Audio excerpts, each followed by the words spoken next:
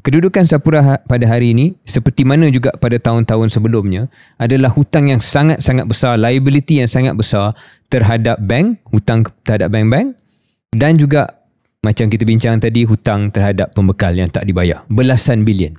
Maka dari segi matematiknya sendiri pun, menyuntik 1.1 bilion untuk selesaikan 1,000 ataupun 2,000 vendor pembekal ini tidak akan menyelesaikan masalah asas yang wujud dalam Sapura.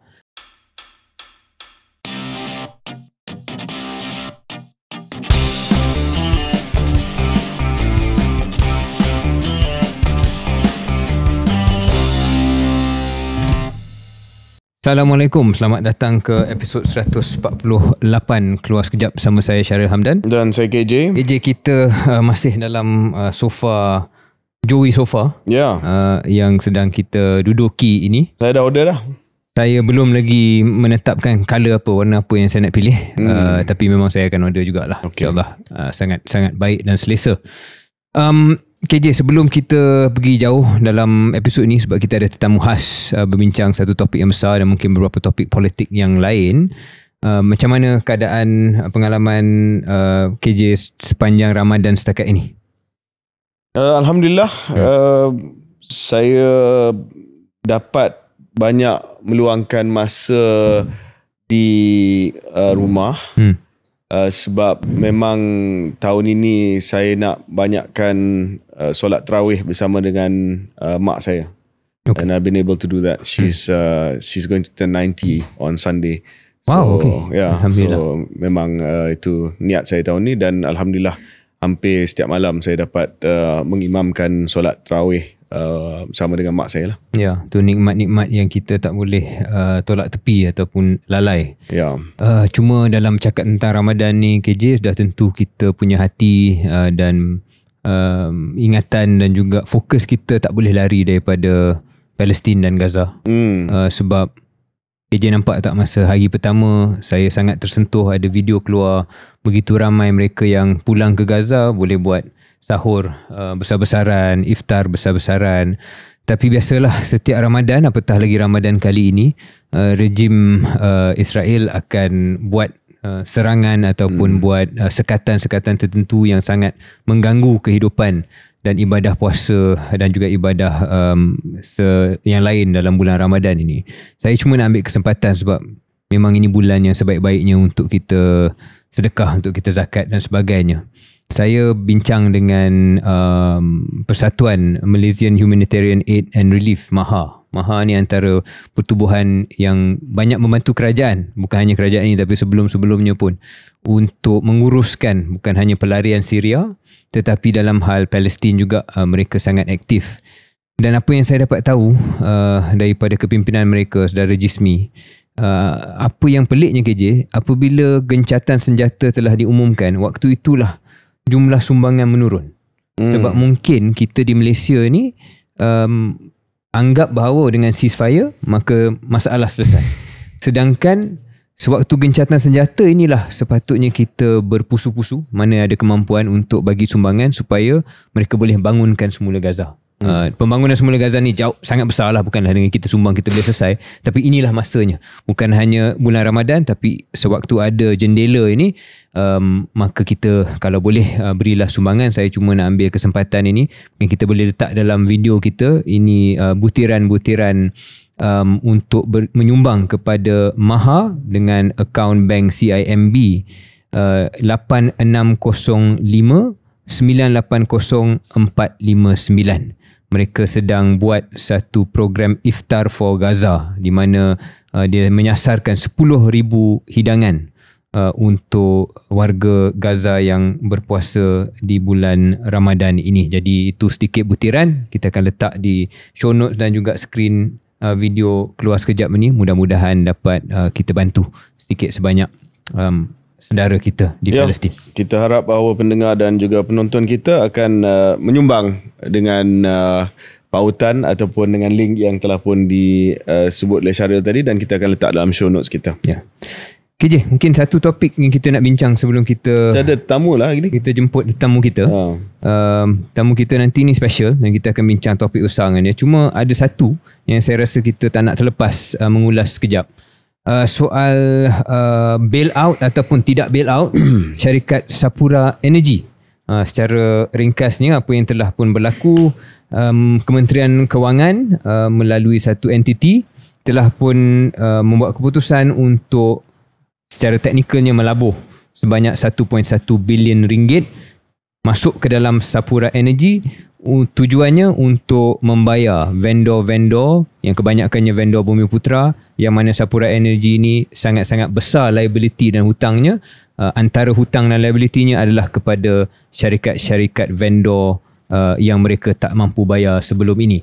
Kenapa benda ni jadi isu besar? Barangkali sebab ingat 2 tahun lepas, 3 tahun lepas, tahun 2022 ada satu perdebatan yang besar dan debat yang betul-betul berlaku antara Datuk Seri Najib dan juga Datuk Seri Anwar sewaktu itu Ketua Pembangkang berkenaan dengan isu ini. Dan waktu itu PMX waktu jadi Ketua Pembangkang menentang apa yang dianggap sebagai bailout. Datuk Seri Najib punya idea adalah untuk Petronas, tak silap saya, mengambil alih syarikat Sapura Energy atas hujah bahawa Sapura Energy ni tidak boleh dibiarkan bankrupt disebabkan sekali lagi isu vendor-vendor Bumiputera dan juga kepentingan syarikat-syarikat Melayu Bumiputera dalam industri minyak dan gas. KJ, saya nak tanya pandangan KJ, tapi sebelum itu mungkin saya bagi pandangan saya dulu. Pertama, saya nak cuba bagi penjelasan perbezaan antara cadangan Datuk Seri Najib pada tahun 2022 dalam debat bersama dengan PMX dan juga apa yang berlaku hari ini. Sebab saya tengok ada retorika politik yang sedang berjalan. Kita boleh bincang soal politik selepas ini, tapi dari segi teknikalnya perlu ada penegasan bahawa dua benda yang dicadangkan tu tak 100% serupa. Kerana apa yang dicadangkan oleh Datuk Seri Najib adalah pengambil alihan, sama ada oleh Petronas ataupun Khazanah ataupun kerajaan Malaysia lah secara umumnya, untuk mengambil alih Sapura Energy atas sebab-sebab untuk melindungi hujah yang serupa juga soal vendor, pembekal, soal ekosistem minyak dan gas Bumiputera dan sebagainya. Itu cadangannya, take over the company entirely. Apa yang berlaku hari ini bukan satu pengambil alihan langsung. Hanyalah pelaburan dan bentuk pinjaman. Ada instrumennya yang tak perlu kita jelaskan technicality-nya, tapi basically 1.1 bilion disuntik masuk oleh kerajaan melalui MOF ini, dan tujuannya khusus untuk menyelesaikan masalah hutang-hutang terhadap pembekal-pembekal Sapura Energy. So ada dua benda yang berbeza di situ. Okey, itu dah selesai soal perbezaannya. Soal yang saya lebih gemar nak bicara di sini KJ ialah sama ada langkah ini adalah langkah yang baik dan langkah yang boleh selesaikan masalah atau tidak. Pertama, kita kena faham apa sebenarnya kedudukan Sapura pada hari ini. Kedudukan Sapura pada hari ini, seperti mana juga pada tahun-tahun sebelumnya, adalah hutang yang sangat-sangat besar, liability yang sangat besar terhadap bank, hutang terhadap bank-bank, dan juga macam kita bincang tadi, hutang terhadap pembekal yang tak dibayar, belasan bilion. Maka dari segi matematiknya sendiri pun, menyuntik 1.1 bilion untuk selesaikan 1,000 ataupun 2,000 vendor pembekal ini tidak akan menyelesaikan masalah asas yang wujud dalam Sapura. Itu pertama. Kedua ialah, sudah kita memahami bahawa Sapura ni sangat besar masalah dia, kita cuba fahami kenapa dia boleh sampai ke tahap ini. Sebab kalau kita tak tahu kenapa dia sampai ke tahap ini dan kita tak berani buat perubahan, maka masalah ni akan berulang. Yang pengamatan saya dan juga membaca hujah pada tahun 2022 oleh Rafizi Ramli sendiri, sekarang ni Datuk Seri, waktu itu hanya Rafizi Ramli, yang mana beliau telah menjelaskan, dan saya menyokong sebenarnya hujahnya pada waktu itu, bahawa keadaan Sapura Energy ni tak lari jauh daripada masalah yang mana syarikat tersebut sentiasa mengejar kontrak. Bila dia kejar kontrak Petronas misalnya, dia akan bid, dia akan masuk tender pada harga yang sangat rendah untuk dia menang kontrak tersebut. Dengan harapan bila dia menang kontrak, dia dapat mungkin 10%, 10% bayaran awalan, dia boleh bayarlah hutang ataupun apa yang perlu dibayar, tetapi dia boleh menang kontrak dengan harapan mungkin juga harga sahamnya boleh meningkat. Dengan masalah berterusan seperti ini, sentiasa menang kontrak pada harga yang kompetitif, terlalu rendah, maka margin keuntungan itu sangat kecil. Apabila ada apa saja masalah operasi, maka projek itu sendiri menjadi rugi. At the project level, they keep losing money. Kalau itu berlaku, maka tidak terkejutlah mereka hutang bank, mereka hutang pembekal, sebab dia punya business model itu sendiri dah koyak, dah tak betul. Poin ketiga yang saya nak tekankan ialah, bila ada masalah seperti ini, lazimnya apa yang akan cuba dirunding adalah runding dengan pemiutang ataupun kreditor.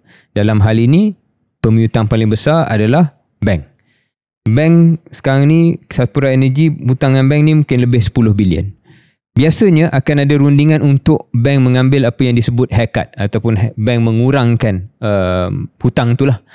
Sebab dalam industri peminjaman dan industri bank, sebab tak ramai pendengar pun bukannya sokong dan suka sangat bank. Biasanya bila dalam industri bank ini, bila kita bagi pinjaman, ada kadar faedah, bank juga perlu menerima risiko bahawa tidak semua daripada pinjaman yang diberikan itu akan dapat balik. That's part of the financial system. Tapi bila dalam kes seperti ini, bila mana mereka boleh melihat bahawa 2018-2019 PNB masuk berbilion-bilion untuk selamatkan Sapura Energy, kemudian Datuk Seri Najib mencadangkan untuk bail out berlaku, kemudian pada hari ini 1.1 bilion disuntik oleh kerajaan Malaysia, agak-agaklah sudah tentu bank akan merasakan kenapa perlu saya haircut. Sebab saya tahu syarikat ini sentiasa akan diselamatkan oleh kerajaan Malaysia sebab isu politik, isu vendor bumi putera dan sebagainya. Maka apa yang menjadi option sebenarnya yang boleh dibuat iaitu desakan terhadap bank untuk mengurangkan hutang dia tidak akan berlaku ataupun sukar untuk berlaku. Jadi itu lebih kurang 3 poin yang saya rasa sangat-sangat membuatkan saya kurang selesa lah dengan perancangan ini. Andai kata perancangan ini tamat di sini saja, saya tak kata kita tak perlu buat apa-apa. Saya kata kalau benda ini saja tak cukup sebab yang saya sebutkan tadi. Untuk maklumat KJ, saya pun sebenarnya pada tahun 2022 waktu Datuk Najib mula bangkitkan isu ini, kemudian dibalas oleh PMX, dibalas oleh Rafizi, saya waktu tu adalah Ketua Penerangan UMNO. Saya menerima desakan dalam kem Datuk Najib ni. Dia desak saya 2 perkara lah waktu itu, soal pengeluaran KWSP dan soal bail out Sapura Energy ni. Dua-dua benda ni saya memang tak sokong, tapi sebab saya pegang jawatan dalam UMNO dan waktu tu memang sensitif, saya terpaksa hanya paling kuat dalam hal ini saya diam lah, saya tak sebut. Walaupun ada desakan untuk saya keluarkan kenyataan support debat Datuk Najib tu, but I was quiet because I didn't actually agree with him. Sekarang ni saya dah keluar, saya boleh lebih bebas untuk bercakap. Cuma dalam hal ini, walaupun kita dah sebutkan ada perbezaan teknikal antara apa yang Datuk Najib cadangkan dan juga apa yang dibuat sekarang, the main point is still the same, which is saya tak sokong pada tahun 2022 dan hari ini saya khawatir disebabkan macam saya sebut tadi, the fundamental masalah dalam Sapura Energy ni belum lagi diselesaikan dan 1.1 bilion semata-mata tidak akan selesaikan. Kalau package ni datang dengan benda lain, saya rasa kita boleh tengok dan mungkin ada baiknya. Tapi kalau hanya 1.1 billion injection, you cakaplah macam mana pun to save the Bumi Putra vendors, tapi you don't solve the fundamental problem, masalah ni akan datang lagi beberapa tahun yang lagi. Sorry, just nak minta penjelasan. Syaril tadi sebut tidak setuju dengan cadangan asal yang dibuat oleh Datuk Seri Najib sewaktu debat dengan Anwar, iaitu pengambil alihan the whole thing, yeah. Sapura Energy. Tetapi adakah Syaril juga tak selesa dengan usaha nak selamatkan pembekal vendors, iaitu pinjaman 1.1 bilion ni? Saya sokong usaha untuk selamat, cuma saya rasa benda ni tak lengkap. Okay. Kalau hanya letak 1.1 bilion, saya rasa benda ni berpanjangan. Sebab dulu tahun 2018, 2019 dah masuk dah 4 bilion. Pun atas alasan yang sama KJ. PNB letak 2.7, 2.8 bilion atas alasan sama, menyelamatkan vendor. Tapi bila you selamatkan vendor ketika itu, tapi you tak selesaikan the fundamental problem in Sapura, masih hari ini pun wujud lagi. Jadi saya khawatir kalau hanya suntik 1.1. Apa cadangan Syaril? Adakah untuk I think you gotta push haircuts. Kena push bank untuk terima haircut. Terima haircut maknanya kalau bank sepatutnya kita hutang lah. Mengurangkan hutang. So bank kena terima bahawa patut I dapat 10 bilion balik, I hanya dapat 5 bilion contoh. So somehow government has to push that dengan cara ataupun tekanan-tekanan tertentu dan message yang tertentu. Itu pertama. Kedua, saya rasa perlu jujur dan tengok kalau ada aset-aset yang there's an asset stripping exercise that needs to happen, saya rasa perlu buat. Dan ketiga ialah sekurang-kurangnya kena buat seperti apa yang PMX cakap waktu jadi Ketua Pembangkang, this forensic audit. Forensic audit ni dah buat ke belum? I don't know. So dia kata PWC. Ada yang kata due diligence, ada yang kata dah buat, ada yang kata belum buat lagi, akan dibuat. Kalau you buat, saya pasti you akan jumpa benda-benda kesilapan-kesilapan dan tindakan yang kurang wajar yang dibuat oleh pengurusan lama. Yep. Kalau benda itu wujud, maka tengoklah sekurang-kurangnya kena tunjuk ada usaha untuk some clawback. I don't know, mungkin kena tanya lawyer, what is the mechanism untuk kita claw back daripada keputusan-keputusan board dan pengurusan lama yang menyumbang kepada masalah Agaknya ini. kenapa PNB sebagai pemegang saham terbesar Sapura Energy pada waktu ini, PNB sebagai sebuah entiti di bawah Yayasan Pelaburan Putra, bawah Perdana Menteri sendiri, hasn't pushed for this. Hasn't pushed for these suggestions, So clawback, haircuts, really getting down to, because forensic audit ni cadangan dibuat oleh PMX waktu dia ketua pembangkang. Dah 2 tahun jadi Perdana Menteri. So kalau belum lagi buat forensic audit, what has everyone been doing for the last 2 years? So dia ada sebut dalam ucapan, saya nampak beliau sebut soal PwC ke, dia sebutlah satu audit firm. Tapi saya tak pasti adakah itu forensic audit untuk apa yang berlaku beberapa tahun lepas ataupun semata-mata due diligence sebelum pelaburan 1.1 bilion ni masuk. Right. So I'm not sure which one. Correct. So maybe it's done, tapi if it's done saya nak tahulah what else? What else kan? Right. Sebab nak jelaskan sekali lagi, kita faham bahawa pinjaman ini dalam bentuk mekanisme yang telah ditetapkan oleh Kementerian Kewangan adalah untuk membayar pembekal kepada Sapura Energy. Difahamkan ada 2,000 pembekal, 80% dari pembekal ni adalah Bumi Putra, dan sekiranya tidak dibayar kepada pembekal ini, sebahagian besar daripada mereka akan terus mengalami masalah kewangan, dan juga perkhidmatan yang berkaitan dengan minyak dan gas ini yang sedang dibuat oleh syarikat-syarikat tersebut mungkin tidak lagi dapat dibuat oleh syarikat tempatan, dan akhirnya one whole sector is affected. That's why it's done lah. Correct. So apa yang disebutkan Syaril tadi adalah seterusnya what next. Sebab itu hanya menangani isu pembekal saja, tidak menangani isu Sapura Energy, di mana pemilik saham yang terbesar adalah PNB. Kalau anda memiliki unit amanah saham, itu adalah basically your investment. Dan soalan saya adalah, it's been 2 years setelah isu ni, setelah PM Anwar ambil alih sebagai Perdana Menteri, isu ni dah lama melalui perdebatan, and the only thing we've heard after 2 years is just to pay off the vendors lah.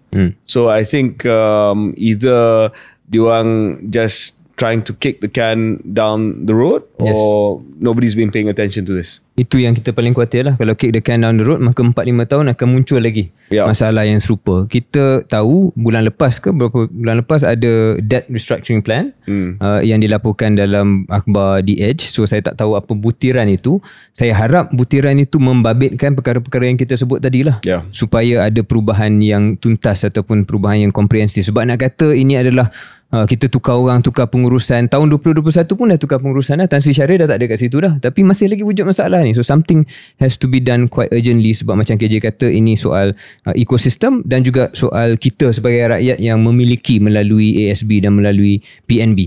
Mungkin 2 minit terakhir KJ, saya nak tanya pandangan tentang bagaimana kita nak selamatkan pembekal dan vendor, tapi there is also a sort of structural issue lah KJ. Sejauh mana Petronas dan sejauh mana industri minyak dan gas ni kena sentiasa menjaga vendor dan pembekal? Sebab kita nak juga tengok realiti. Kita dah bincang soal Petronas dan Tengku Tan Sri Taufik mengatakan perlunya ada penyelarasan kos dan sebagainya, pengurangan kos dan sebagainya. Akan tiba satu masa bahawa di mana kita tak boleh lagi begitu generous dalam hal ekosistem pembekal. Dan saya pernah berkecimpung dalam industri ni KJ, dan saya ingat waktu itu Tan Sri Wan Zulkifli sebagai Presiden Petronas, waktu tu pun dia dah bagi pesanan bahawa industri dan syarikat-syarikat tempatan minyak dan gas, pembekal-pembekal ni tak boleh terlalu lama bergantung harap kepada Petronas dan juga pada Sapura dan ekosistem domestik ni. Kena keluar, kena jadi macam Uzma, kena jadi macam T7. Ini antara syarikat-syarikat dan vendor-vendor yang membuktikan berasaskan sokongan sistem domestik, mereka berani untuk keluar.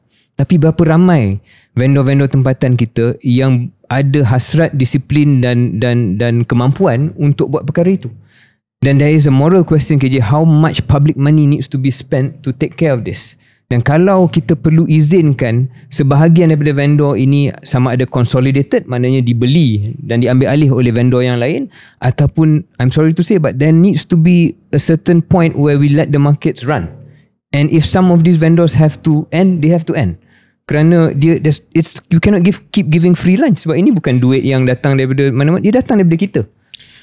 Ni the classic Malay dilemma in corporate lah. Bila sektor itu terutamanya banyak didominasikan oleh syarikat besar, gergasi Bumiputera, macam in this case Sapura Energy, vendor dia 80% adalah Bumiputera, it becomes too big to fail.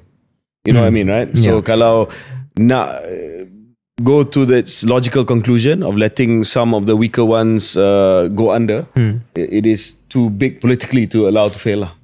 So saya rasa dia balik kepada that question of political economy. Tapi KJ nampak kenapa kita macam rasa tak selesa lah, because kita kadang-kadang kita tengok vendor-vendor Bumiputera ni digunakan sebagai satu hujah, tapi yang untung adalah dia semaha kaya. Betul. Semaha kaya juga yang lepas, tapi gunakan hujah vendor. So this is something saya rasa kena ada penyelesaian yang komprehensif. Syaril, just back to point yang Syaril bangkitkan tadi, debt restructuring plan. Dia nak menstrukturkan semula hutang yang disetujui pada bulan Februari supaya dapat dikeluarkan daripada PN17, status syarikat yang tenat di bawah Bursa Malaysia. I just thought of something. I don't know whether this makes sense, Syaril. This loan, well, pinjaman ini, how it's structured, the 1.1B, diberi kepada Sapura Energy. Correct. Kan? Sapura Energy bayar kepada dia punya vendor. Tapi Perdana Menteri kata harapannya adalah akan dibayar balik. That has to be paid back by Sapura Energy, not the vendors. So your point is even stronger now. Sebab kalau tak ada usaha daripada kerajaan untuk bukan hanya melihatkan kepada debt restructuring, tetapi to make sure that Sapura Energy is a going concern. Debt restructuring is one thing, but it's still making losses. Correct. You know? So yang harapan yang dia akan bayar balik ni bukan kepada vendor yang dapat duit ni. Sapura Energy has to pay back. Betul. So it compounds the problem even more. That's why there's 1.1 billion of taxpayers' money. Exactly. Yeah. Just the last point is perception. Point persepsi lah, Syaril. Saya tengok komen kan, saya baca komen berkenaan bailout ni. Yes, dari segi nuansa dia memang kita faham, dan KS kita dah jelaskan, we did a service to Jabatan Penerangan Kerajaan, the difference between apa yang dicadangkan oleh Datuk Seri Najib dan juga what is done here. I mean, Hassan Karim has said it's a bailout, whatever you call it, it's a bailout. I suppose it is a bailout of the vendors lah. It's fair to say it's a bailout of the vendors. It's not a bailout of Sapura Energy, but it's a bailout of the vendors. Sure. Yeah. Tetapi itu nuansa dia lah. But the point here is that, you know, bila your political trademark is so closely associated with very extreme, strong populist positions, when you have to do the responsible thing when you're in government, you have to pay the political price for it lah. Dalam hal ini, oleh kerana Datuk Seri Anwar Ibrahim sebelum inilah, waktu dia jadi pembangkang dulu, sangat-sangat tegas, anti-kroni, anti-bailout. Saya dulu bantah bailout Petronas, syarikat perkapalan Mirzan dan sebagainya. Saya tak akan sokong langsung bailout, apa-apa bailout, ini semua kroni dan sebagainya. Tetapi bila jadi Perdana Menteri, dia terpaksa buat benda yang bertanggungjawab. The responsible thing to do, it comes back to haunt him. Walaupun dia ada nuansa dia lah. Betul. Dan kalau saya boleh tambah KJ adalah dari segi naratif, tadi kita dah bagi pandangan kita, tapi dari segi naratif ni tim Datuk Najib tengah happy ni. Of course. Sebab macam mana you bezakan pun, dia nampak macam Datuk Najib dah kata dah, tapi you tak buat. Sebab bila you simplify dan tak jelaskan nuansa dia macam meme semalam lah. Meme semalam, Dewan Peperiksaan ada dua student yang sedang buat exam, satu Madani, satu Malaysia. Satu Malaysia tengah jawab soalan, Madani tengah tengok jawapan. Saya tak tengok meme tu lagi. Dah berjalan dah meme. Pelajar Madani tengah skoding satu Malaysia punya exam answer. Actually this narrative KJ, and it's powerful. When I saw that, I was like, No, I understand what you're saying. I can imagine how the meme looks like, and saya akan cari depan ni. But anyway, the point is saya rasa show the meme. Okay. Boleh letak sambil kita bercakap ni. Dia kalau tak berjaga-jaga, kalau tim Madani tak berjaga-jaga, naratif ni akan bertambah kuat ni. Iaitu anda hanya meniru polisi dasar Datuk Najib. Sama ada anda merasmikan TRX ataupun anda buat Sapura bailout, cerita dia, naratif yang dekat bawah ni adalah basically Najib is the best prime minister, you're just copying him. Okay. Kita tak akan bincang benda ni dengan tetamu yang akan datang sebab dia tak ada kat sini lagi. Tapi kita akan bincang. Tapi dia memang Madani lah. Tapi dia Madani. Lepas ni kita tengok tim Madani.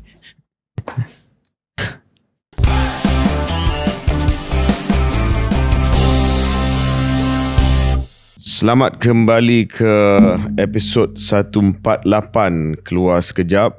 Hari ini kita ada seorang tetamu khas yang akan membantu kita mengupas satu isu yang masih lagi panas, isu yang telah pun kita bincang pada episod 144 Akta Pembaharuan Bandar ataupun URA, Urban Renewal Act.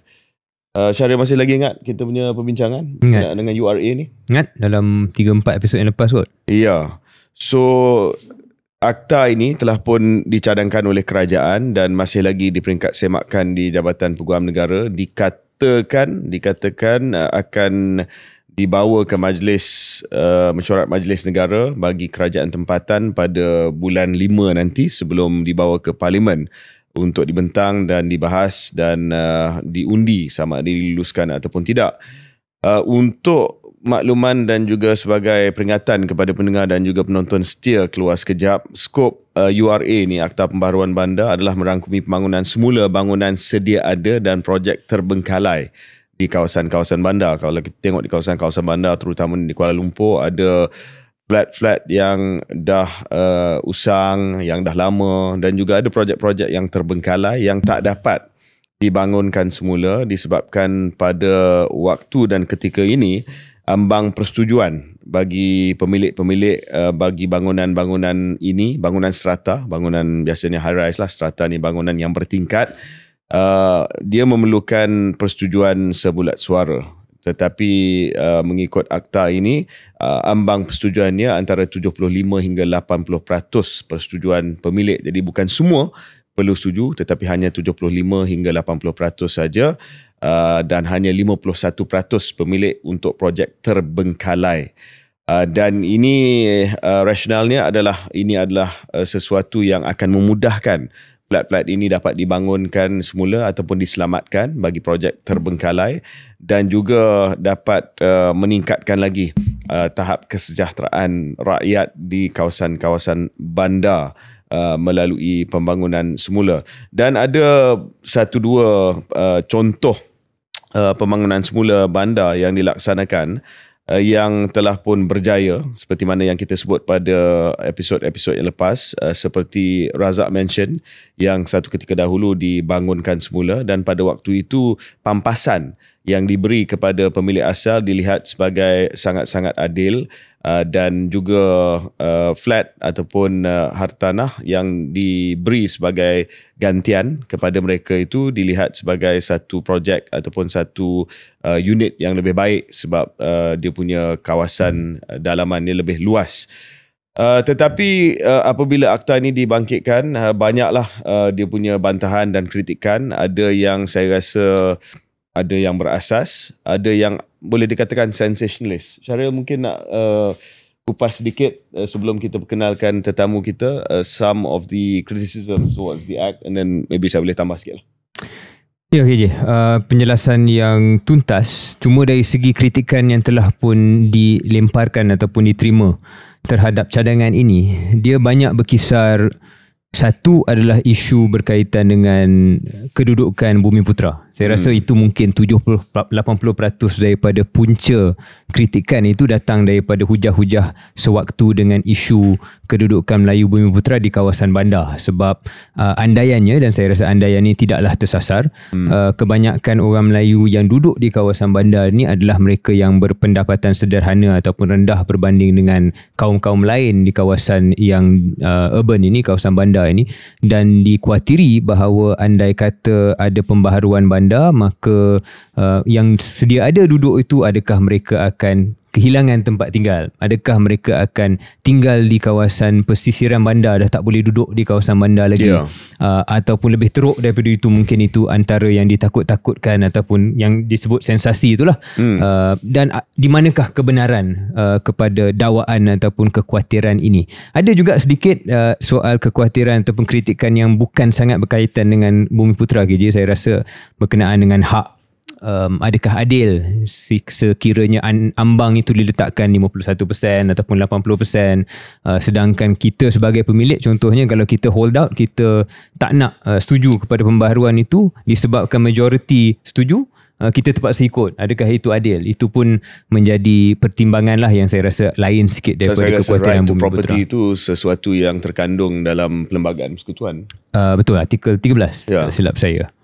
So ini Itulah dua jenis kritikan itu. Saya rasa cantik cara Syaril terangkan tadi. Mungkin spektrum dia beginilah. Pada satu sudut, spektrum dia adalah ini adalah sesuatu yang akan merugikan orang Melayu. Orang Melayu akan kehilangan di kawasan bandar. Itulah yang sensasi.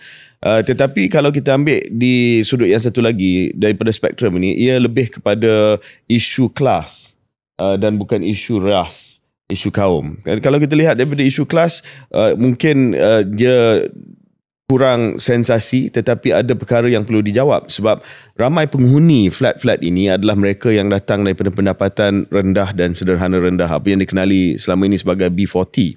Dan ada kekhawatiran macam Syaril kata tadi, sekiranya pampasan itu tidak adil, sebab kita tengok kenyataan yang dikeluarkan oleh menteri, sebagai contoh Ngah Komeng, dia kata mereka akan diberi tempat tinggal alternatif. So tidak ada jaminan bahawa mereka akan dapat unit in situ, maknanya di tempat asal, sedangkan kehidupan mereka di situ, bukan mereka nak pergi ke suburban sprawl, mereka nak duduk di situ. Dan Ngah Komeng juga kata kerajaan akan bantu dan mereka boleh ambil pinjaman. Itu sudah pasti adalah red flag. Takkan dia dah elok ada tempat di tengah bandar, lepas tu terpaksa ambil pinjaman untuk beli daripada pemaju yang dapat projek baru di bawah URA ini, bagi beli lot yang baru. Jadi apakah safeguard, apakah jaminan yang akan diberi oleh kerajaan? Sebab URA ni satu hal, tetapi perlu ada jaminan juga dari segi syarat-syarat yang ditetapkan oleh PBT, DBKL sebagai contoh, bahawa mereka tidak boleh diusir keluar. Projek itu mesti dibuat di situ dan mereka kekal di situ, dan gantian yang diberi kepada mereka adalah lebih baik daripada dulu, dan charge maintenance janganlah tinggi sangat, sebab itu antara cara untuk mereka juga pemaju keluarkan orang asal daripada tempat asal dengan maintenance fee yang terlalu tinggi. Jadi mungkin tak perlu beli untuk ni, tetapi sebab maintenance fee naik berganda-ganda, itu pun akan menyebabkan kita keluar. Betul. Dan saya rasa untuk adil kepada kritikan ni, sebab saya rasa episod 1.4 dulu kedua-dua kita ada pandangan kita yang telah kita sampaikan, tetapi untuk adil bagi pengkritik, memang kekhawatiran ini nak kata langsung tak berasas pun tak fair juga je, sebab memang dah ada trend. Kalau kita tengok trendnya, kalau tidak ada kawalan tentang jenis pembangunan yang digazetkan ataupun yang dibenarkan, maka memang dah ada trend bahawa kelas ataupun bangsa kaum tertentu akan keluar daripada the urban center. Dan ini masalah dia menjadi lebih dari segi persepsi lebih rumit apabila bukan hanya soal ras ataupun kaum dimainkan, tetapi satu tuduhan yang mengatakan bahawa akta ini sebenarnya adalah akta yang lebih friendly ataupun mesra kepada pemaju berbanding dengan penduduk dan juga pemilik asal. Tak apa, itu KJ dan Syaril yang mengulas, tetapi hari ini kita sangat besar hati menerima seorang tetamu yang boleh membincangkan isu ini, yang telah tampil, mungkin diberi amanah oleh kerajaan dan juga Perdana Menteri untuk menjelaskan isu ini dengan lebih lanjut. Jadi kita dengar daripada orang yang ada wewenang tentang isu ini. Tidak lain tidak bukan Setiausaha Politik kepada PMX, Datuk Seri Anwar Ibrahim, Datuk Azman Abidin. Assalamualaikum Datuk. Khabar? Waalaikumsalam. Wow, Datuk duduk di sofa ni kira macam PMX duduk dekat sofa. Lebih kurang. Kita rasa sosok dia lebih kurang. Tak payahlah. Thank you Datuk Seri, tak apa. Datuk Azman dah ada dah. It's okay, thank you. Bergurau saja. Tok, apa khabar? Khabar baik, alhamdulillah. Ya. Saya nak nyatakan bahawa Datuk mempunyai credibility untuk menjawab isu ini, sebab saya tengok Datuk dah tampil di tempat lain, di media lain, dah mungkin diberi tanggungjawab untuk menjelaskan isu ini. Tetapi selain daripada tanggungjawab dan jawatan Datuk sebagai Setiausaha Politik kepada PMX, Datuk juga adalah seorang ahli politik yang memang berpengkalan di Kuala Lumpur. Kalau tak silap saya, ketua cabang Bandar Tun Razak, dan juga kalau dulu dalam parti kita, parti lama kita, kita panggil pengurusi perhubungan UMNO, pengurusi negeri. Dululah, kalau dulu sebelum kita tukar kepada cabang. Dulu kita sama juga ketua bahagian pengurusi negeri sama. Bila kita tukar pada cabang dan juga tukar kepada kongres, dulu kita mesyuarat agung tahunan juga sama. So kita punya perlembagaan parti dah tukar. So istilah dia ketua KL ni apa? Ketua KL pengurusi Majlis Pimpinan Negeri. Majlis so Datuk Azman ni bos untuk wilayah persekutuan. Begitulah Kuala Lumpur lah untuk PKR. Baik Tok, mungkin kita mula sedikit dengan cakap pasal URA ni. Datuk dah dengar sedikit mukadimah kita. Adakah ia pro pemaju, apa jaminan yang diberi kepada pemilik yang sedang risau dan khawatir bahawa nilai ambang turun kepada 75-80%, maka dengan itu hak mereka akan dirampas dan mereka akan diusir keluar daripada kawasan bandar ke kawasan pinggiran bandar. Terima kasih saudara KJ dan saudara Syaril beri peluang untuk saya keluar sekejap program ini. Semestinya saya terpanggil kerana sebagai yang anak lahir di Kuala Lumpur, membesar di Kuala Lumpur, saya rasa saya terpanggil lah untuk menjelaskan sedikit tentang selain daripada kegusaran ataupun kekhawatiran terutama orang Melayu lah sekarang ni. Kalau kita tengok TikTok, orang Melayu hilang tanah, orang Melayu akan terpinggir di bandar, itu semua. Jadi saya rasa saya terpanggil sebagai anak yang lahir di Kuala Lumpur, besar di Kuala Lumpur. Saya rasa saya terpanggil untuk memberi sedikit pencerahan tentang, bukan saja tentang kenapa akta ini digubal, tetapi kita tengok daripada sudut daripada awal kedatangan orang Melayu, migrasi orang Melayu ke Kuala Lumpur ni, KJ dan Syaril lah. Pertama kita lihat pada tahun sebelum merdeka ini, kita tahu bahawa Kuala Lumpur ni didiami oleh kebanyakannya orang bukan Melayu. Itu kita semua tahu bahawa bandar-bandar utama di Malaysia ni, utama dalam konteks Kuala Lumpur. Kita bicara dalam konteks Kuala Lumpur, kebanyakannya yang tinggal adalah orang Tionghoa. Dan selepas tahun 60-an, 70-an, 80-an dan akhir 80-an tersebut, kita mula melihat migrasi orang-orang Melayu daripada selatan. Kebanyakan macam saya daripada keluarga saya, family saya daripada Melaka, kita migrasi ke Kuala Lumpur daripada orang Johor, orang Melaka, orang di Sembilan datang ke Kuala Lumpur. Dulu Kuala Lumpur ni di bawah Selangor. Selangor sebelum Kuala Lumpur jadi capital city ni, Kuala Lumpur ni adalah sebahagian daripada negeri Selangor. Jadi itu yang kita dapat lihat bahawa kebanyakan pada awal 80-an dan 90-an tu, pemimpin-pemimpin di negeri Selangor ni banyak daripada orang selatan. Kalau kita lihat cara. Jadi kita lihat dulu migrasi orang Melayu ke bandar ni berlaku pada ketika itu, dan kita dipanggil peneroka bandar lah. Kita kebanyakan kita ni datang, kita tak ada tanah, kita terus ke bandar, kita tunduk di tanah kerajaan, dipanggil Stenggan dulu. Kalau dipanggil dulu tanah haram lah. Kita duduk teroka tanah haram. Selepas 90-an Syaril, 90-an, kita lihat juga migrasi orang Kelantan turun ke bandar. Jadi orang Melayu ni dah mula turun ke bandar kerana sudah semestinya, kerana bandar ini memberikan peluang pekerjaan dan berbagai-bagai peluang lah ekonomi sudah semestinya datang. Dan itu dah menunjukkan bahawa awalnya orang-orang Melayu ini tiba ke bandar. Dan saya lihat ketika itu kita duduk di Setinggan. Dan selepas itu kita lihat data posisi kerajaan pada ketika itu untuk kerajaan untuk membantu untuk bagaimana kita boleh membantu orang Melayu memiliki rumah pada ketika itu. Antaranya bagaimana dia nak pergi kepada Setinggan Sifar. Kalau kita ingat pada ketika itu, Setinggan Sifar. Jadi Setinggan Sifar ni banyak yang Setinggan ini kerajaan terpaksa membina rumah. Antaranya kita rumah perumahan awam ketika itu tahun 60-an, 70-an, kita mula 80-an. Kita mula perumahan awam 4 tingkat lah dipanggil. Perumahan awam ni antara flat-flat 4 tingkat yang dibina, kalau di Kuala Lumpur ni kebanyakannya dibina oleh DBKL. Perumahan awam Sarawak, Lok Yu kita tengok, kita tengok Terengganu, Sri Kelantan tu semua, Sri Labuan, Sri Melaka, itu antara perumahan-perumahan awam awal orang Melayu ketika itu. Dan yang mana yang duduk Setinggan dipindahkan. Dan ada sebahagian juga yang memilih bila dia tak ada duit nak beli, kita ketika itu kerajaan ada menawarkan rumah kos rendah. Dulu kos rendah ni 25,000 je. Kalau kita ingat dulu, 25,000 je. Jadi yang siapa mampu beli dia duduk. Ada tanah sebahagian tanah kerajaan mampu beli dia duduk.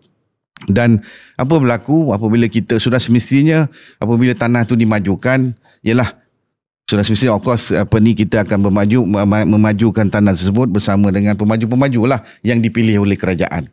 Jadi pertama tu tak ada lagi proses yang kata orang Melayu kena halau. Masa kita keluarkan orang Melayu dulu ada, waktu ketika itu bila setinggan ni nak roboh, dia kata orang Melayu di tanah Melayu ni dah kena halau. Tapi tak kena halau, tapi kita masih lagi tinggal di Kuala Lumpur. Maksudnya cuma kita dipindahkan masa itu ke flat-flat di Kuala Lumpur sekitar pada ketika itu. Tak tapi ada satu. Masa di Setinggan tu, dia secara undang-undang dia tidak ada hak milik kan? Tak ada hak milik, tanah kerajaan. Okey, itu beza dia lah. Sekarang ni dia dah ada hak milik dia. Dia ada hak milik. Okey, balik kepada kita terus kepada sekarang ni lah, Syaril. Sekarang ni apabila akta ini digubal, sebenarnya semangat dia apa? Semangat dia pertama, kerajaan nak punca kuasa ni untuk memastikan bahawa proses pembaruan semula bandar ini berjalan dengan secara telus, dengan teratur, dengan teliti dan mengikut tata kelola yang sebenar lah. Maksudnya dia ada satu undang-undang yang digubal khusus untuk pembaruan semula bandar ni. Okay. Dia akta digubal ni bukan untuk semata-mata membangunkan tadi flat-flat, tetapi dia ada 3. Antaranya selain daripada pembangunan semula, dia ada juga penjanaan semula dan juga penyegaran semula. Jadi kalau kita tengok kita hanya fokus kebanyakan bicara kita kepada pembangunan semula. Sudah semestinya kita nak bangunkan flat yang usang. Kita nak bangunkan flat yang tak boleh diduduki. Rumah terbengkalai. Rumah yang tak selamat lagi diduduki. Tetapi sekarang kita nak cerita pula ada juga penjanaan semula. Umpamanya kita lihat dalam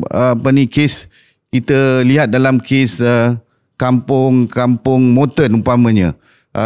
Kita lihat dalam kes mall di Johor Bahru, Pacific Mall, yang mana mall tersebut tidak didami, terbiar. Apabila dijana semula, itu antara sebab kenapa kita perlukan akta ini digubal.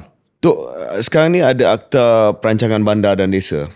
Memang sebab kita nak explain kepada orang biasa lah yang tak berapa tahu tentang undang-undang ni. Di bawah akta yang sedia memang tak boleh buat ke semua ni?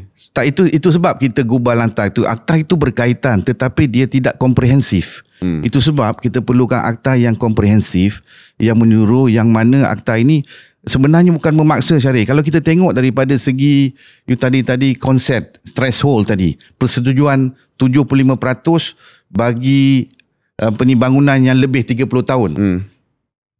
80% yang kurang 30 tahun. 51% bangunan yang usang. Yang usang. Terbengkalai. Projek terbengkalai. Projek terbengkalai, you nak buat apa lagi? 51% tu sebenarnya bukan kita paksa kan. 51% bagi bangunan yang tak boleh diduduki. Jadi kalau daripada segi konsep tu tak memaksa. 75% ni, cari consent threshold ni adalah persetujuan awalan yang perlu untuk kerajaan masuk ataupun kerajaan campur tangan, intervensi kerajaan untuk memulakan rundingan seterusnya. So, dalam semangat ini adalah sebenarnya bukan dia nak memaksa, tidak. Dia bukan paksa. Kalau dia nak paksa, kita guna je Akta Pengambilan Tanah 1960. Kita paksa je. Jadi Tok mungkin boleh jelaskan nilai ambang tu, adakah itu satu-satunya pembaharuan melalui akta ni ataupun ada lain? Apa lagi yang memudahkan rancangan komprehensif ni selain daripada kita sebenarnya tak ada undang-undang yang ada, yang undang-undang di bawah Akta Hak Milik Strata 1985 yang mana dia memerlukan 100% persetujuan pemilik. Betul. Jadi dengan ini dah boleh turunkan. Okey, itu satu perubahan lain. Dari satu part tak ada. Itu sebab kita apa yang berlaku sekarang ni adalah private deal. Tak ada lagi intervensi kerajaan. Yang ada pembangunan sebelum ini adalah contoh di tangan tanah swasta. Kita tak boleh regulate tanah swasta di antara penduduk yang setuju dengan pemaju. Dia boleh pilih pemaju dia tanpa intervensi kerajaan. Kerajaan tak boleh masuk campur. Ini kita punya deal. Tapi dengan adanya akta ini, kerajaan kena campur tangan dan memastikan bahawa segala proses tata cara pembangunan semula ini dilakukan dengan cara yang lebih adil, lebih dia panggil win-win situation. Apa yang Datuk cuba jelaskan dalam 5 saat terakhir ni, dia macam ada dua side pula tu. Dalam satu sudut Datuk kata akta ini akan memudahkan pembaharuan, daripada nilai ambang 100% kita jatuhkan. Tapi side lain pula Datuk kata ini juga memberikan keadilan supaya pembaharuan itu lebih adil kepada yang sedia ada berbanding kalau yang sekarang ni swasta, private deal saja. Jadi dia macam dua hujah yang bercanggah tu. Yang mana satu? Okay. Tanpa akta ni sebelum ini sekarang yang dibuat adalah pembangunan ni kecuali tanah tu tanah kerajaan. Okay. Sekarang ni pembangunan di tanah ada sekarang ni Syarif, bukan kita nak bangunkan perumahan-perumahan awam je. Kita nak bangun ada juga yang kebanyakan yang potensi. Di Kuala Lumpur ni yang dikenal pasti ada 139 kawasan yang dikenal pasti yang boleh berpotensi untuk dibangunkan semula. 139 kawasan. Termasuk juga flat apartment swasta ni. Dia bukannya kerajaan. Faham. Maksudnya jadi dia swasta ni sebenarnya sebelum ni dia kena dia terus dengan pemaju dan dia memerlukan kalau MC atau JMB tu dia memerlukan 100% persetujuan. Tapi sekarang ini untuk memulakan perbincangan awalan, maksudnya dia memerlukan 75%. 75% ni bagi saya bagi pandangan saya pun masih tinggi nak dapat. Bukan senang nak dapat 75% tu. Ya. Baik tu, itu dari segi nilai ambang dan kita boleh debat sama ada nilai ambang 100% ataupun 80%. Ada negara lain yang sudah pun turun nilai ambang dia dan saya rasa akta ini mengambil semangat daripada negara lain juga yang menurunkan nilai ambang. Tetapi kalau kita terima bahawa nilai ambang tu diturunkan kepada 75 ataupun 80%, kita masih nak tahu apakah jaminan yang akan diberi kepada pemilik bahawa mereka akan dapat pampasan yang adil, bahawa mereka akan dapat pilihan untuk ditawarkan sebuah unit di tempat asal dan sebagainya. Itu semua tidak terkandung dalam akta ini.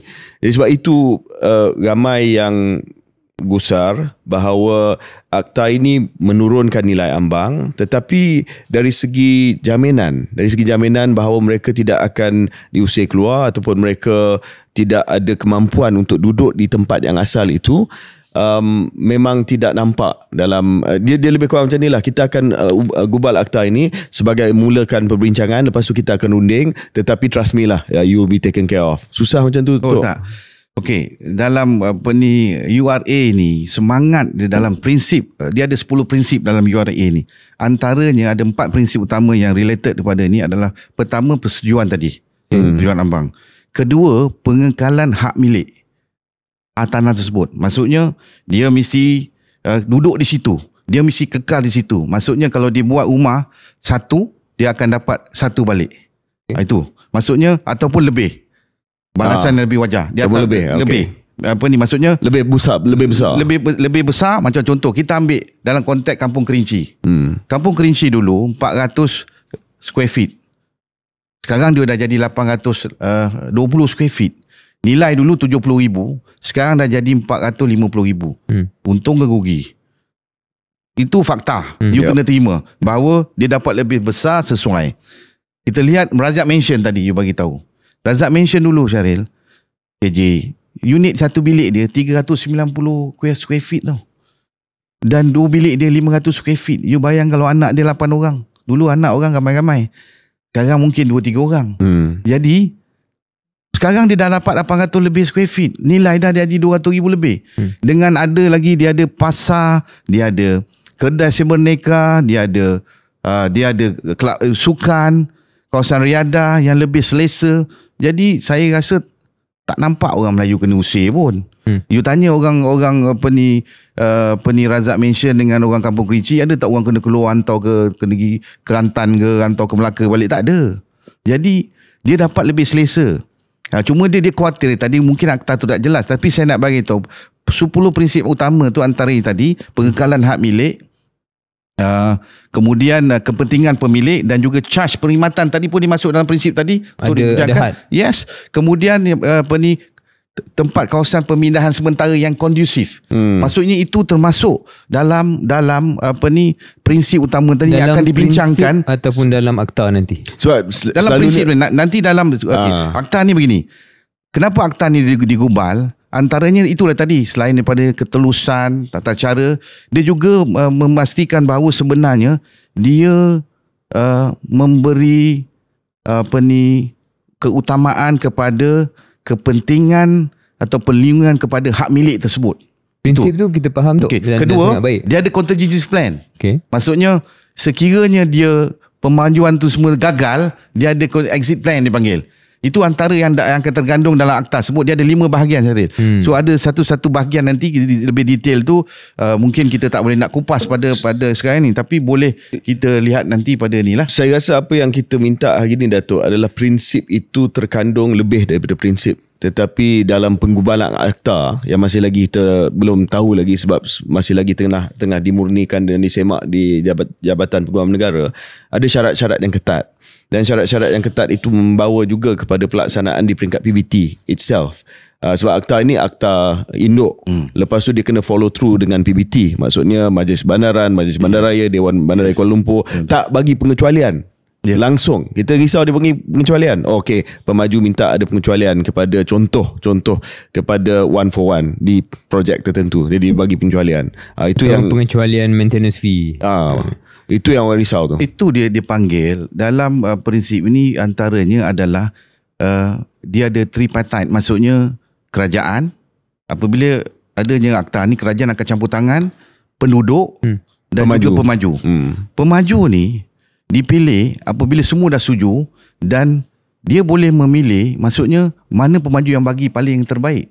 Maksudnya sudah semestinya kita kena tengok track record dia lah. Dari segi kemampuan syarikat, kemampuan pemaju, misilah besar-besar pemaju. Kerana kita tak nak projek ni gagal. Itu semua adalah antara yang kerajaan kena pastikan bahawa benda-benda ini berlaku. Jadi macam saudara KJ cakap tadi, kekhawatiran, maksudnya kekhawatiran penduduk tadi, charge maintenance tinggi umpamanya. So dalam akta ni, prinsip ni kita runding. Maksudnya kita kata you charge 1 square feet sekarang 25 sen, 30 sen. Kalau 800 square feet dah 100 lebih. Mungkin dulu dia orang bayar 100 lebih je, RM50, RM60. Jadi itu antara yang masih boleh dibincangkan penduduk, pemaju dan kerajaan, bagaimana kita boleh pastikan bahawa kos bebanan itu tidak terbeban kepada penduduk yang asal. Tapi yang penting yang saya lihat dalam apa yang orang komen semalam selepas saya bersama dengan Sinar Harian, antaranya orang bagi tahu, dia kata dulu tanah kita 3 ekor jadi tinggal 2 ekor mungkin kan. Jadi dulu kita duduk 4 tingkat, sekarang jadi 40 tingkat. Jadi sudah semestilah perkara ini akan berlaku. Apabila sekarang ni flat ni 4 tingkat, kita pemaju mesti dia kena robohkan, ada kos. Dia banner 4 tingkat nak ganti kita pun ada kos. Yang baki dia tinggikan, intensity dia akan tinggilah. Itu yang dia akan jual balik. Nak tanya soalan berkenaan dengan isu tu Tok, sebab memang kita nak pergi ke topik tersebut. Salah satu daripada konsep kehidupan kita adalah konsep bila kita hidup di suatu tempat tu, dia punya persekitaran lah, dia punya ekosistem dia punya environment dia.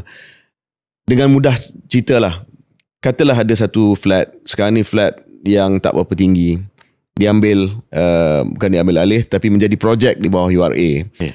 Dikenal pasti seorang pemaju tu datang, semua tripartite lah, setuju. Pemilik tak berapa tahulah tapi dapat 75% persetujuan. Tetapi apa yang dikenali sebagai tempat duduk asal mereka eventually jadi benda yang completely different. Macam Datuk kata tadi, lagi sesak. Dan mungkin pemaju, sebab pemaju biasalah Tok, kita husnuzon niat ni, tetapi pemaju dia akan bangunkan kawasan tu, dia akan bagi lebih kemudahan kepada yang unit-unit atas ni lah, sebab dia nak jual. Dan mungkin yang unit-unit lain ni jadi afterthought. Jadi orang yang duduk di situ pun dah rasa macam tempat ni bukan tempat dia.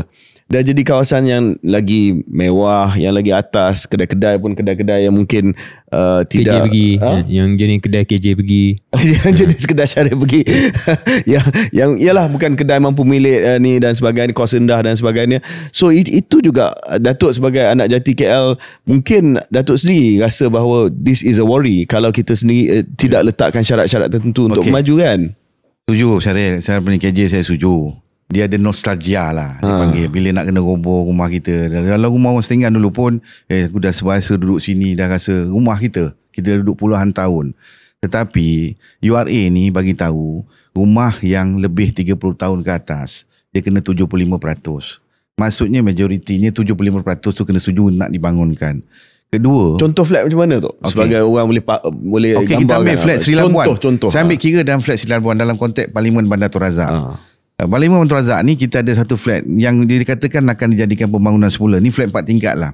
Dibina pada tahun 80-an, 4 tingkat. Dan kita dah pindahkan pada ketika itu zaman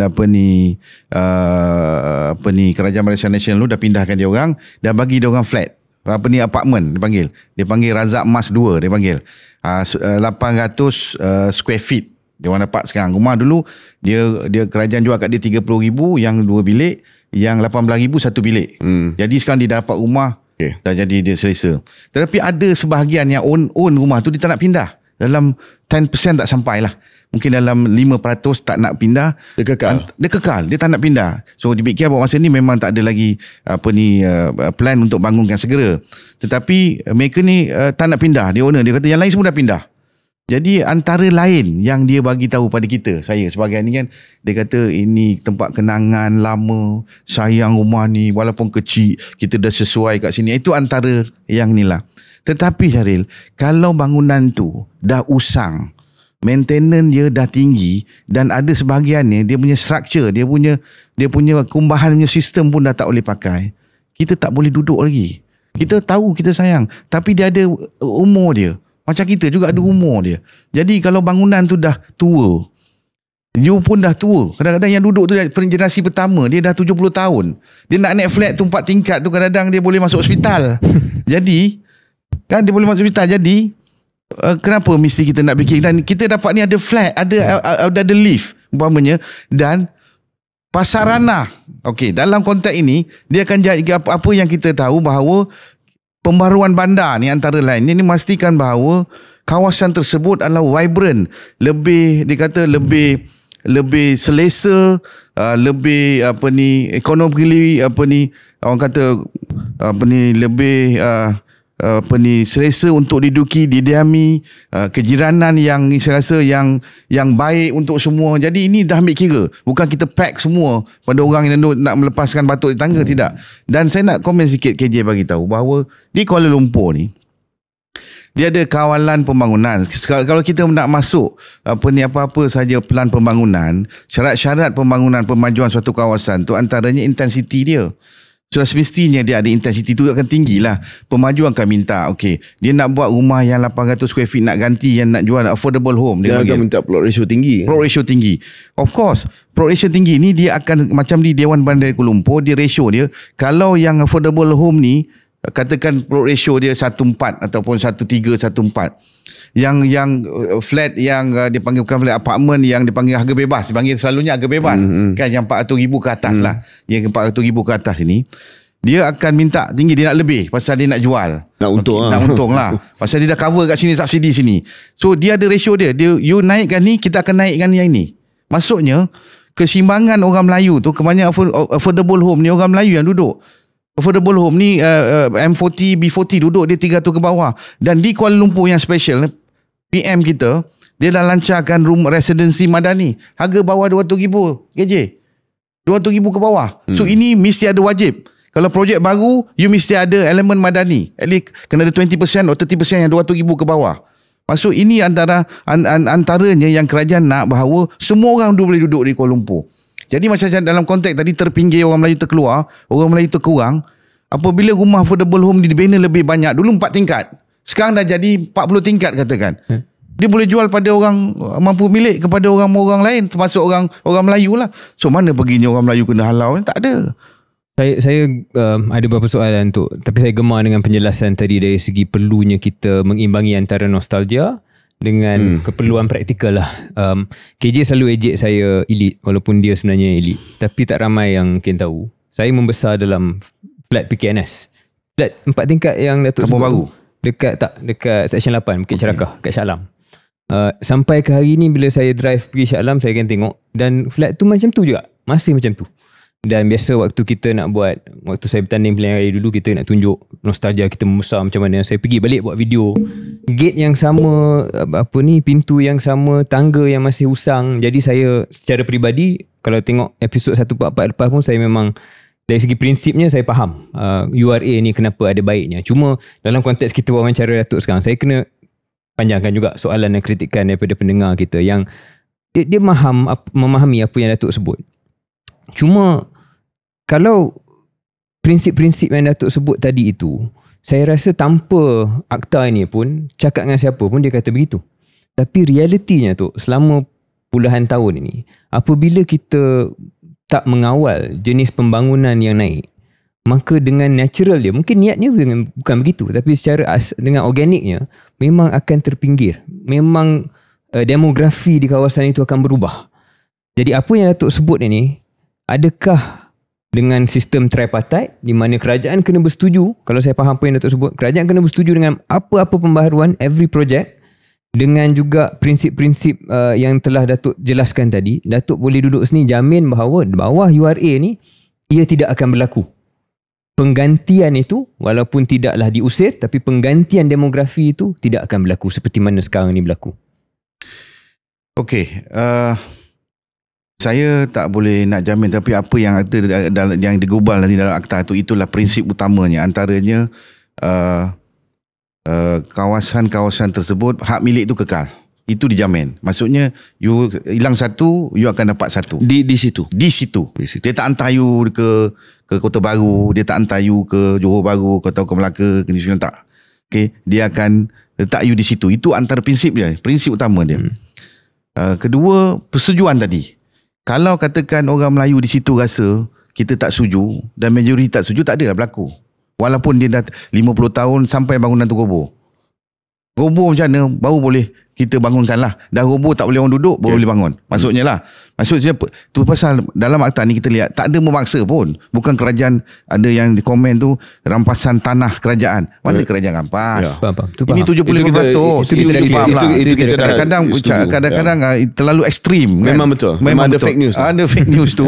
Jadi kalau ni katakan demografi tu okey. Saya bagi tahu. Dalam konteks Sri Labuan, plan yang ada, maksudnya walaupun kita dah buat, saya nampak RFP dia 2-3 company yang buat dalam konteks Sri Labuan, dia 10 ekar. Jadi sekarang ni yang ada adalah flat 4 tingkat, 8 blok dalam 644 unit. Okay. So apabila dibangunkan nanti, kawasan tu akan menjadi 2,000 unit. Lebih kurang 2,000 unit. Ada yang proposalnya jadi 3,000 unit, ada yang proposal rumah council macam bagai. Jadi dengan kata, tapi daripada 644 tu, dia akan jadi 2,000 unit. Sebahagian unit yang ada tu diganti, sebahagian unit yang diganti tu dia akan buat rumah tu lebih. Sudah seperti je lebih. Pemaju nak jual juga. Yalah. Dia nak jual affordable home, dia nak jual. Affordable home dia boleh buat duit, dia tak ada masalah. Dan dia akan buat juga rumah bebas. Harga bebas ni bukan harga 1 juta, 2 juta. Harga bebas ni sebenarnya dalam golongan M40, orang Bumi Putra pun boleh beli. Tapi maksudnya, what if dia membuat 1 juta, 2 juta? Ya, dan apa point Syaril tu, bila dia buat macam tu, confirm lah demografi tu akan berubah. Okey. Syaril, kita pun faham bahawa Kuala Lumpur ni, kalau kita lihat sekarang ni, kalau tak ada kalau dia tak ambil tak ada pembaruan bandar ni, sekarang ni you tengok apa yang berlaku, bahawa kebanyakan pemaju-pemaju sekarang ni dia boleh banyak dibangunkan kawasan-kawasan sensitif. Contoh kawasan rekreasi, kandang lapang, padang bola jadi apartmen, Lombong jadi apartmen, kawasan tebing sungai jadi apartmen, dan kolam tadahan jadi minta apartmen. PBT stop benda tu. Kenapa kena? Tak, ini yang berlaku kerana you tahulah, ini bukan berlaku bukan saja di zaman kita ni. Sebelum ni kita tengok bagaimana benda ni berlaku. Tak dikawal. Tak boleh kawal kerana tapi kawal antaranya kalau nak kawal ni kita ada cerita lain lah kan. Tak, antaranya adalah kerana kekurangan tanah di Kuala Lumpur ni. Pembangunan di pesat, kekurangan tanah. Dan tanah-tanah sensitif ni menjadi sasaran pemaju-pemaju yang, ialah pemaju ni dia berlepas ni Syaril. Bila jadi dia tak boleh stop pembangunan. Dia memang macam dia panggil macam barah lah. Dia kena jalan. Sometimes projek dia tak boleh stop. Dia tak boleh buat satu, dia berhenti 5 tahun tak. Dia kena projek ni kena berterusan. Pemaju ni pemaju kan. Jadi dia kena cari tanah-tanah yang sensitif. Tapi dengan ada akta ini, okey, pembaruan ini, kita bangunkan kawasan-kawasan zoning yang memang kawasan-kawasan pembangunan. Kita kena terima.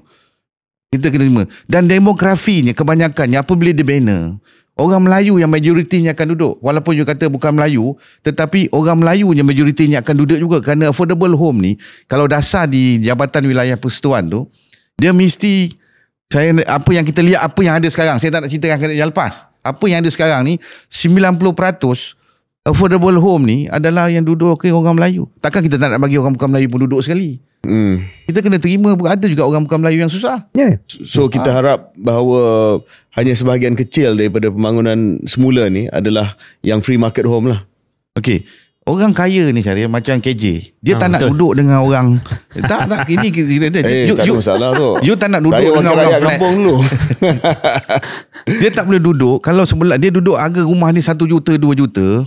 Dia takkan nak duduk dengan orang low cost ataupun dia panggil apartmen yang harga 300,000.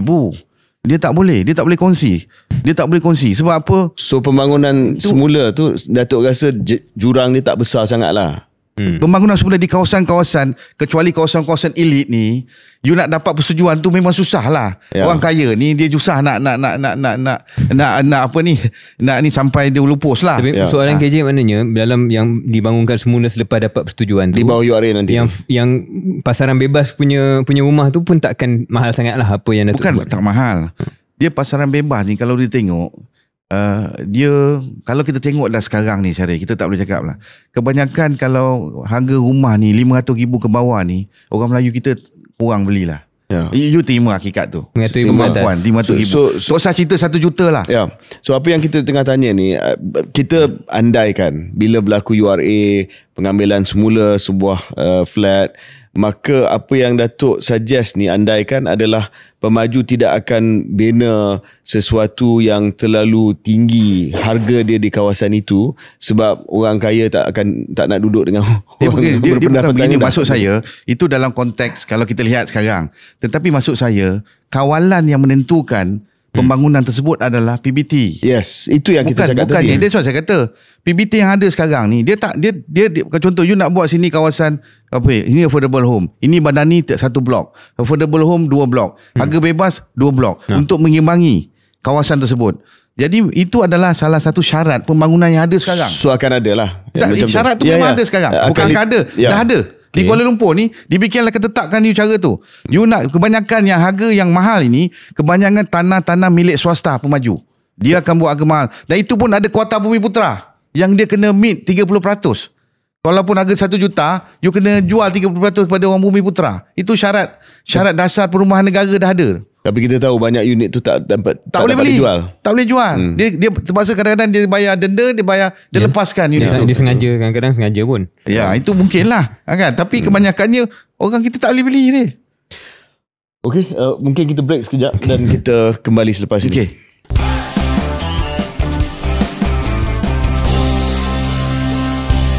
Selamat kembali ke episod 148 KS. Kita hari ini bincang dengan sangat detail berkenaan dengan Akta Pembaharuan Semula Bandar ataupun Urban Renewal Act URA bersama dengan Yang Bahagia Datuk Azman Abidin, Setiausaha Politik kepada Perdana Menteri Datuk Seri Anwar Ibrahim dan juga Ketua PKR untuk Wilayah Persekutuan Kuala Lumpur.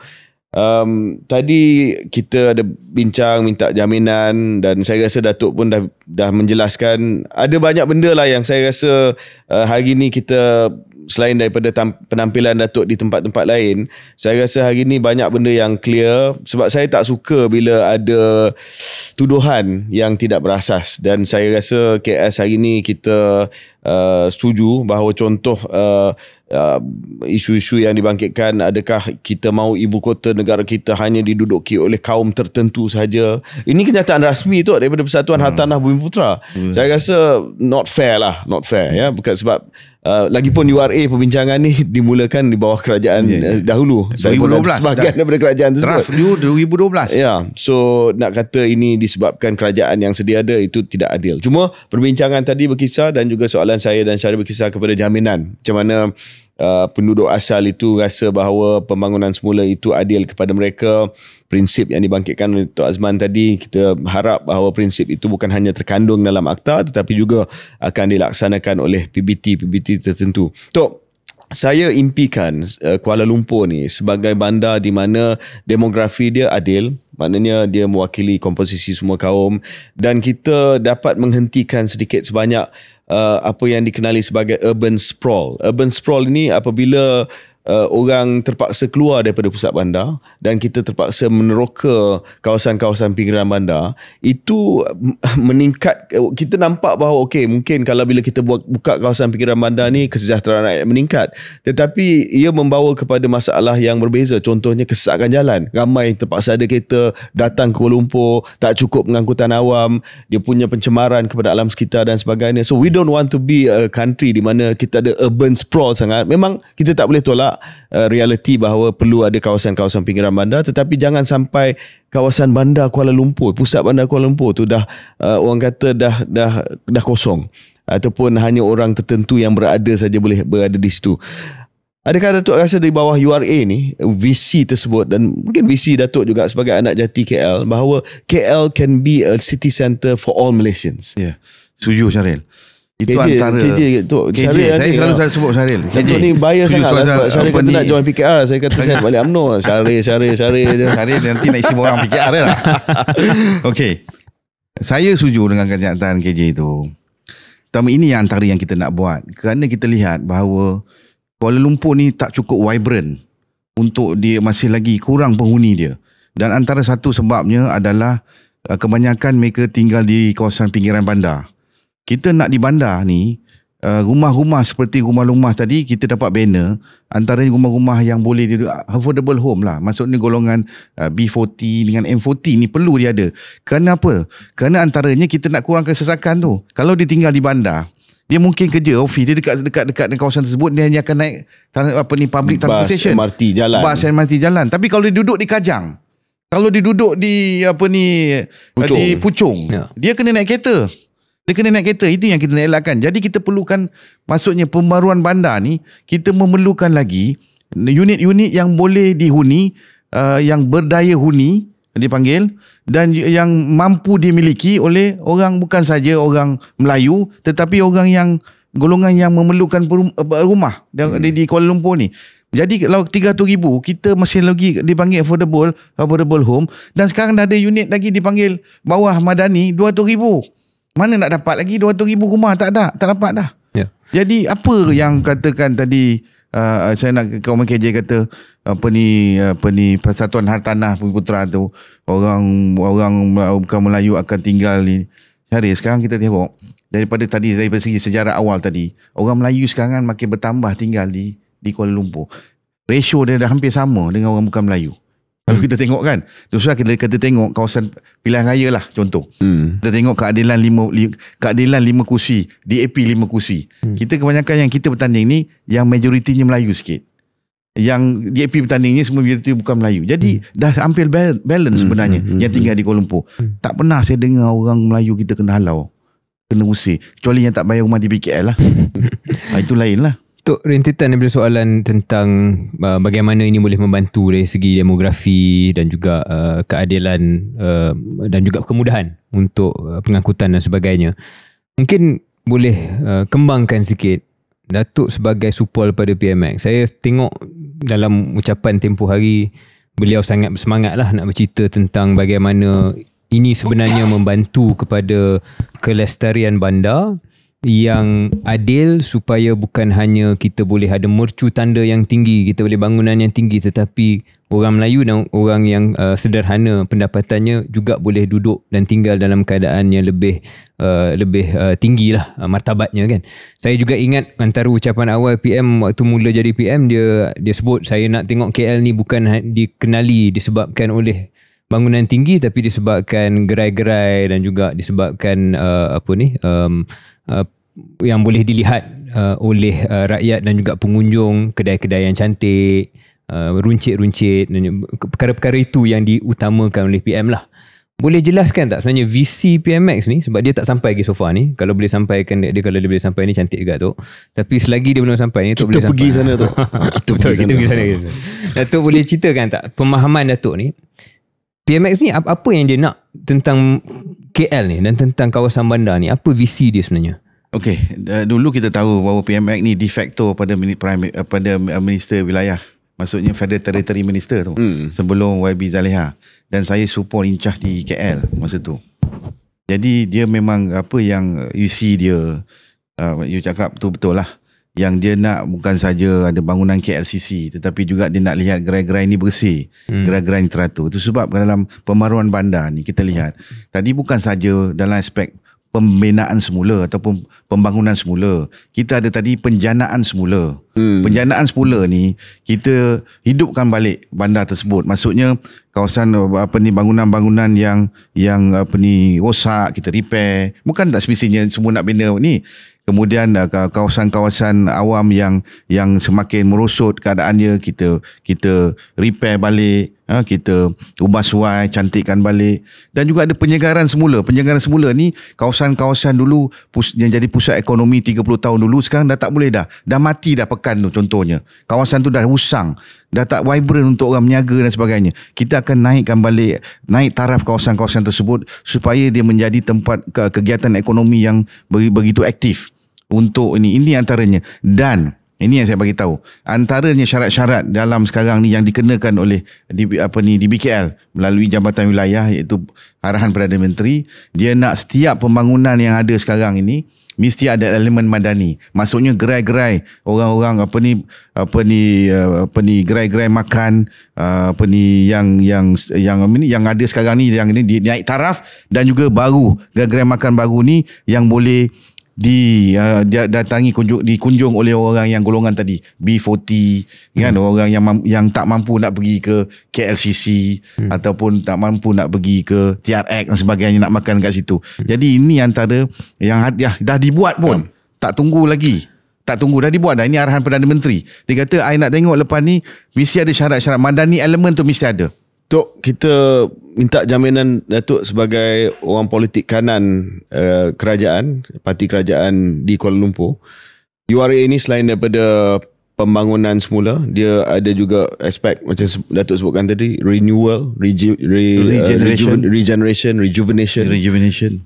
Adakah Datuk akan terus fight bila akta ini diluluskan, bahawa bila satu kawasan itu rejuvenate, regenerate, dicantikkan semula, dibangunkan semula dengan menggunakan akta ini, tetapi hasil itu masih adalah tempat yang mampu dimiliki dan mampu disewa oleh orang yang sedia ada? Dia dari segi bentuk jaminan ni, Syaril. Kita KJ. Saya selalu tu sebab apa saya terlalu confused, sebab apa tadi saya punya staff bagi tahu Syaril nak isi borang keadilan. Hari ni. Dah tahu lah. Daripada episod tu yang saya datang tu. Wow. Tu antara saya datang tu. Jadi untuk itu dalam terkandung bukan risau bila di rejuvenate nanti. Risau dia dah harga sewa naik, semua dah mahal. Tak, okey. Kita tengok dalam konteks Razak mention tadi. Apabila dia panggil lot-lot kedai, harga dia kalau kawasan tersebut, dia akan tengok location lah, Syaril. Kalau kita bangunkan di sebelah, kalau dibangunkan di KLCC atau di Pavilion atau di TRX, mungkin mahal lah. Itu tak boleh kita duduk lah. Tetapi dalam contoh Razak mention, dia bina 24 lot kedai. Kalau sewa dalam harga 200-300 ringgit, saya rasa tak ada membebankan orang kita nak bayar sewa, unless dia kedai tersebut memang kawasan tersebut memang kawasan elit, dia Sri Atamas kan. Kalau kita kedai makan sana, harga dia pun mahal pasal sewa dia mahal. Tetapi ini dibangun sendiri adalah penduduk tu sendiri. Maksudnya persetujuan penduduk tu sendiri yang bangunkan, bukannya orang luar datang. Pemaju ni dia pokoklah dia nak untung. Mana ada pemaju nak rugi? Tak ada. Dia nak untung. Tapi untung ni kita boleh kawal dia dengan perbincangan rundingan tadi. You untung macam ni sebab apa? Dalam akta ini rundingan, kita ada jawatankuasa eksekutif persekutuan, jawatankuasa dalam akta ni nanti, dan juga jawatankuasa eksekutif negeri. Okey, yang mana kalau dalam bidang tanah ni sebenarnya negeri yang kena selesaikan lah. Betul. Jadi ini semua akan membincangkan perkara-perkara ini. Bukan semudah sekarang. Pemaju boleh bayar broker je. Bayar 2-3 orang kepala pengurusi ni. Kita buat macam ni lah, nanti I bagi you lebih lah. Ini yang berlaku. Jadi you dapat 2, orang lain dapat 1. You pujuk lah semua orang. Orang kampung pun setuju. Sekarang tak ada. Dia professional mana itu cakap tadi, tata kelola, ketelusan, integriti dalam makta ini ada. Jadi you nak ikut tak ikut, kadang-kadang undang-undang ni terserahlah apa ni KJ. Undang-undang, nak langgar kita nak buat macam mana. Tapi saya bagi tahu dah ada undang-undang tu. Dulu tak ada. Mana kita boleh jamin? Kita tak boleh nak jamin. Yang kita boleh jamin semua orang akan mati. Itu saya boleh jamin. Yang lain dalam dunia tak ada orang boleh garanti. Sebab apa undang-undang ni orang boleh langgar. Saya agak tertarik sebab 2-3 kali kita pancing Datuk Azman ni nak bagi jaminan. Biasa kalau orang politik dia nak score headline cepat dia bagi jaminan. Tapi saya ada respect sikit lah. Dia nak pastikan setiap ayat yang keluar mungkin bulan Ramadan kan adalah yang sebenar-benarnya. Tapi yang cerita saya nak isi borang tu belum benar lah. Saya kata tak benar, saya kata belum benar. Tapi saya rasa mungkin Datuk Azman sebab dia orang KL, dia pun tahu limitation of the law and when it's implemented lah. Jadi kalau kita nak bagi jawapan jamin bahawa contohnya harga itu tetap berpatutan ataupun pada paras yang sedia ada pun, saya rasa memang jawapan tu jawapan yang jujur lah. Kita tak boleh bagi. Lagi kalau kita nak jamin ni pun, kalau kita memerintah lagi okey lah. Maksudnya kalau kita masuk second term kita memerintah selamanya, kita mungkin boleh kita boleh menggunakan perkataan jaminan kalau kerajaan Madani memerintah sehingga 50 tahun akan datang. Jangan tu. Itu cerita lama. Cerita lama kan. Jadi kita nak jamin macam tu. Cakap orang politik ni, kita KJ orang politik. You are government kan. Your answer dah okey dah. Jangan janji benda-benda yang tak. Jadi kita tak boleh nak cakap macam tu. Okay, good. Okay. Kita nak cerita benda lain tak? Buat lagi politik sikit lah. Alang-alang kita dah cakap politik, ada orang kanan PM kat sini, takkan kita cakap politik pula. Tok, saya nak mula dulu. URA ni satu akta, saya nak transition kepada politik. Satu akta yang penting dan penjelasan hari ni Alhamdulillah banyak kita dah kupas. Tapi akan ada kesan politik sebab URA ni banyak akan melibatkan kawasan-kawasan bandar. Kawasan bandar ni kawasan kubu PH lah, kawasan kubu PH, kubu PKR, kawasan-kawasan Kuala Lumpur dan sebagainya. Jadi saya rasa penjelasan tuntas ini perlu disampaikan berterusan, takut jadi isu nanti. Kawasan macam Bandar Tun Razak, kawasan macam Setiawangsa, ini akan jadi tumpuan lah, dan mereka akan bawa segala serangan dan tomahan berkenaan dengan URA. All the best to you. Cuma untuk pilihan raya akan datang, mungkin kita dah sampai hampir separuh masa parlimen ini, half time almost, dan kita melihat kepada apa yang boleh berlaku untuk sekarang ni untuk Barisan Nasional Kuala Lumpur yang tinggal hanya Titi Wangsa saja. Selain daripada itu adalah semua diwakili oleh ahli parlimen daripada PH. Nak tanya tu, adakah dah mula perbincangan untuk mungkin memberi sedikit ruang kepada rakan-rakan daripada Barisan Nasional, ataupun adakah di Kuala Lumpur pendirian pengurusi PKR Kuala Lumpur adalah status quo? Maknanya kita menang kawasan ni, maknanya kawasan ini kita punya lah. Setakat ni kita status quo lah, KJ. Kita tak ada lagi bincang tentang kursi dengan mana-mana parti politik, termasuk BN dan even rakan kita pun di dalam PH tak ada lagi. Tak ada rundingan awal untuk pembagian kursi, kita tak ada buat. Sebab pilihan raya lama lagi satu. Dan kita biasanya kita akan pastikan bahawa kita akan defend kita punya kawasan yang kita dah menang. Itu standard lah. Cuma kita pun tengah baru-baru ni yang Barisan Nasional dah buat keputusan, dia minta 5 kursi di Kuala Lumpur. Jadi bagi saya, pandangan saya, itu hak dia nak minta. Orang nak minta, kita dengar je. Tapi kita bukan keputusan tu bukan kita boleh buat. Kita nanti akan sampai satu tak masa kita akan buat keputusan. Tapi hak dia nak minta, nak cadang, nak apa, itu terserah. Bagi saya sebagai rakan kerajaan perpaduan, kita menghormati permintaan dia. Tetapi sudah semestinya kita rundingan kita dalam kalangan PH juga. Especially di Kuala Lumpur ni, yang mana kita tak ada lagi rundingan kursi setakat ini. Cuma Datuk bukan hanya sebagai pengurusi di wilayah, Datuk juga setiausaha politik dan Datuk melihat politik nasional. Ada negeri dan kawasan tertentu yang kalau status quo, maka tidak ada kepelbagaian ataupun keperwakilan parti-parti dalam kerajaan Madani ni di negeri tersebut. KL lah. So KL basically PH PKR tapau lah. Dan Datuk Jo seorang lah yang ada dalam parti Barisan Nasional. Mungkin di negeri-negeri lain terbalik pula. Maknanya yang ada hanyalah parti UMNO saja, contohlah. Ataupun parti tertentu saja. Tapi adakah itu sihat untuk integrasi kerajaan Madani ini, ataupun perlu ada give and take? yang paling penting sekarang ni kerajaan ini kena stabil. Itu yang saya nak maksudnya. Kita tak ada perbincangan lagi langsung tentang kerusi. Di mana di Terengganu, di Kelantan, di Johor, di Selangor, tiada lagi perbincangan tentang kerusi-kerusi, pembagian kerusi. Walaupun kita tahu di Johor mungkin tahun depan, di Melaka pun tahun depan paling lewat akan berlaku pilihan kecil, tetapi setakat ini tidak ada rundingan kerusi diadakan di kalangan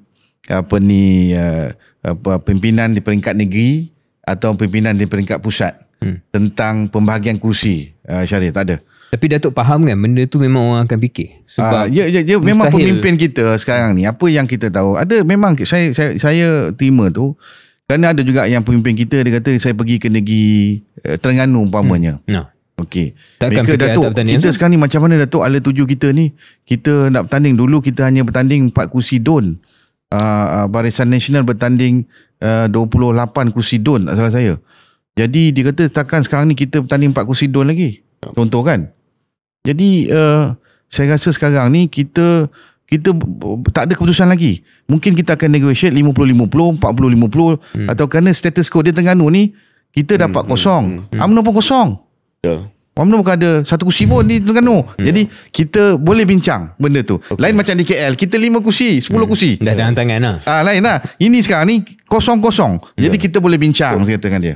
Balik kepada KL ni Tok. Saya setuju dengan Datuk. Sekarang ni kita nak kena jaga keutuhan kerajaan yang sedia ada. Soal pembincangan kursi kita buat kemudian lah. Pengurusan nak menguruskan perbezaan pendapat antara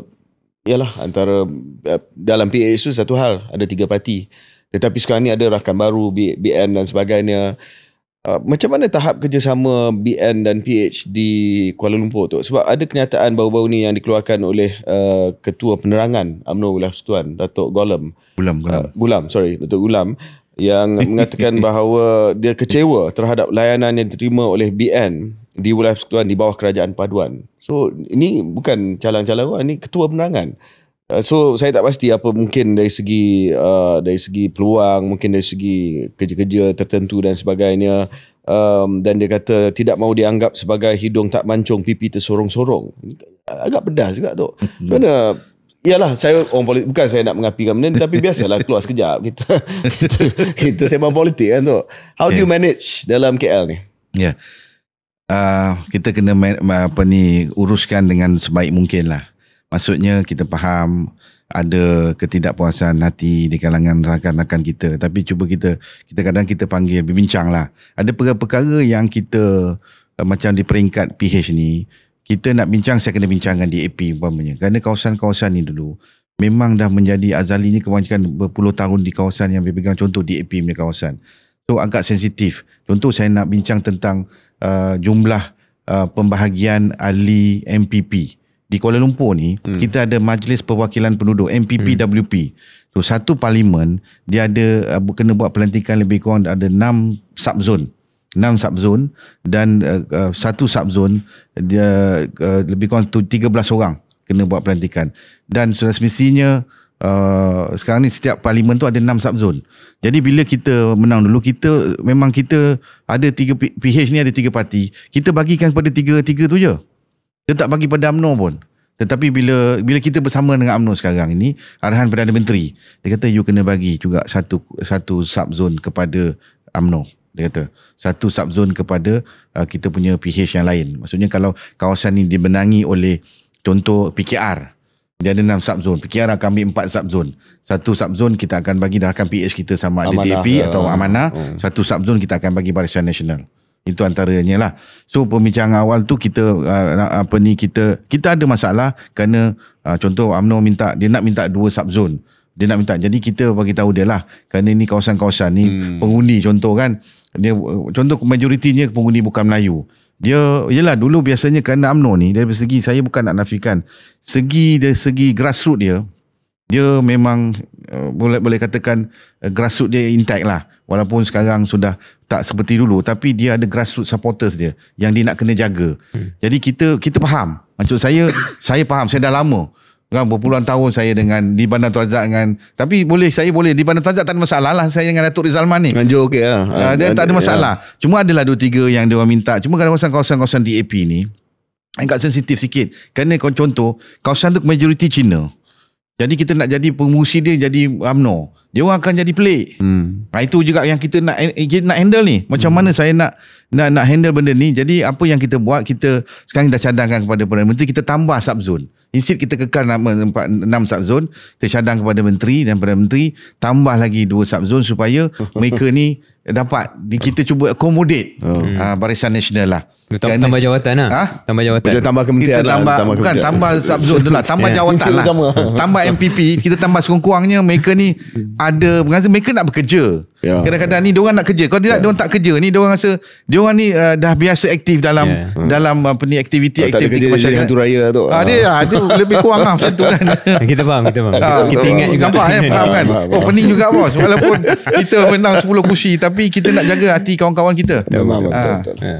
Orang yang tak berkecimpung dalam politik tak tahu bahawa 70% masa politik adalah manage mengurus isu-isu seperti ni.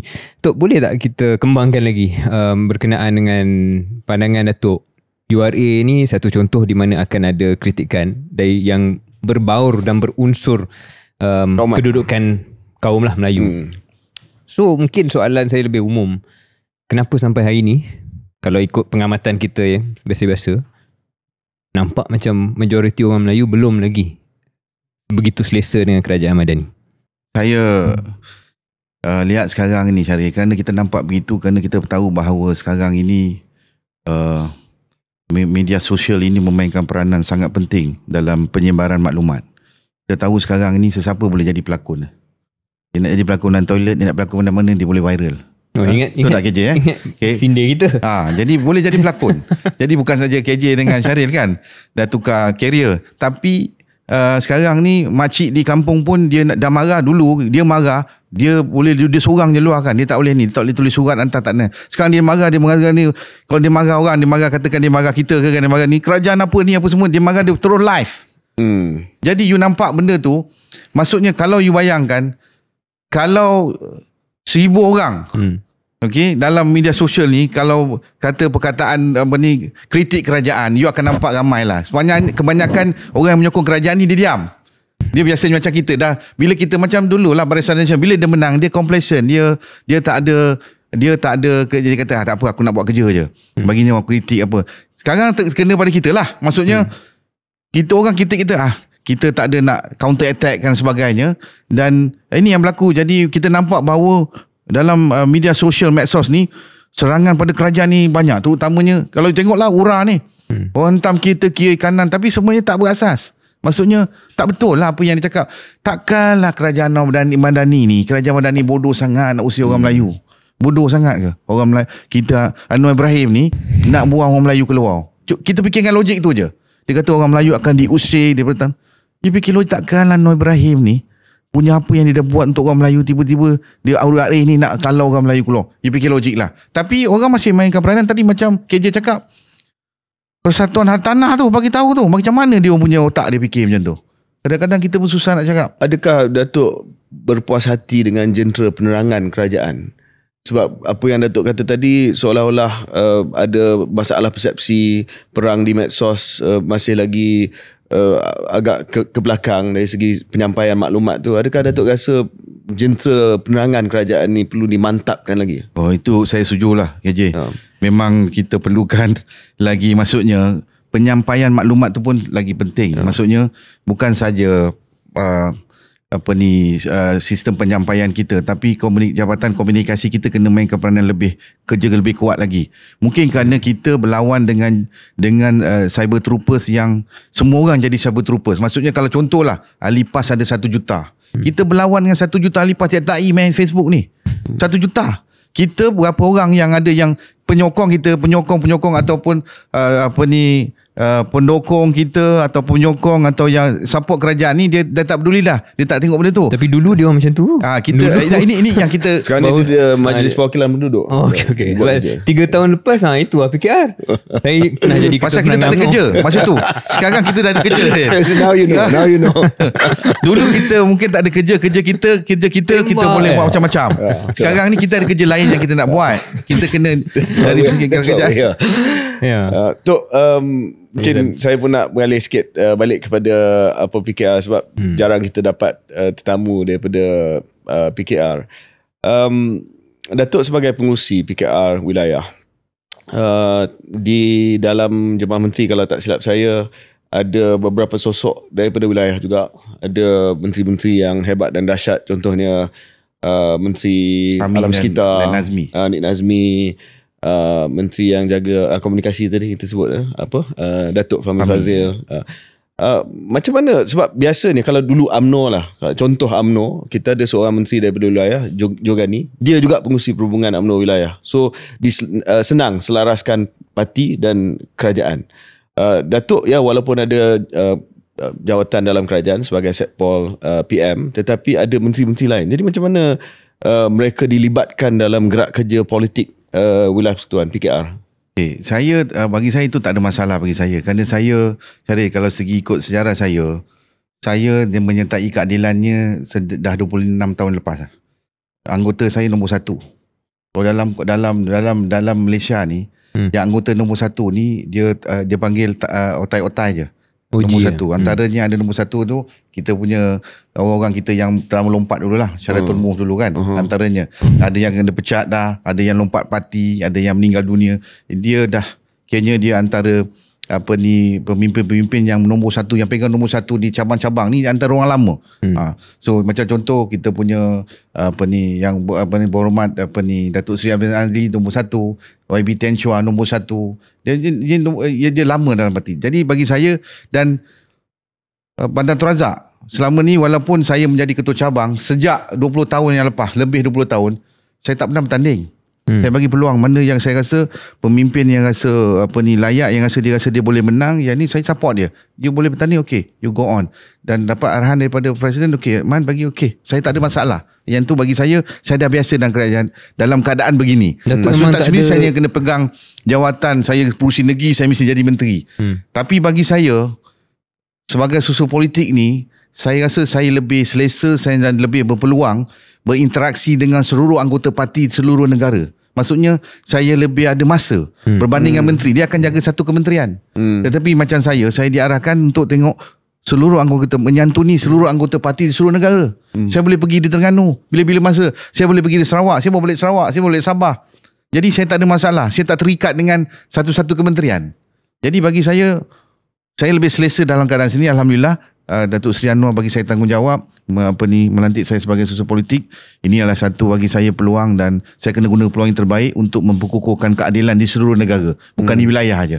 Jadi bagi saya tak ada kelainan, kerana Fahmi dengan Nik Nazmi adalah bagi saya, kalau ikut senioriti dalam parti, memang saya senior, tetapi bagi saya mereka adalah satu anak muda yang boleh kita gulap untuk pemimpin masa depan. Bagi saya tak ada masalah.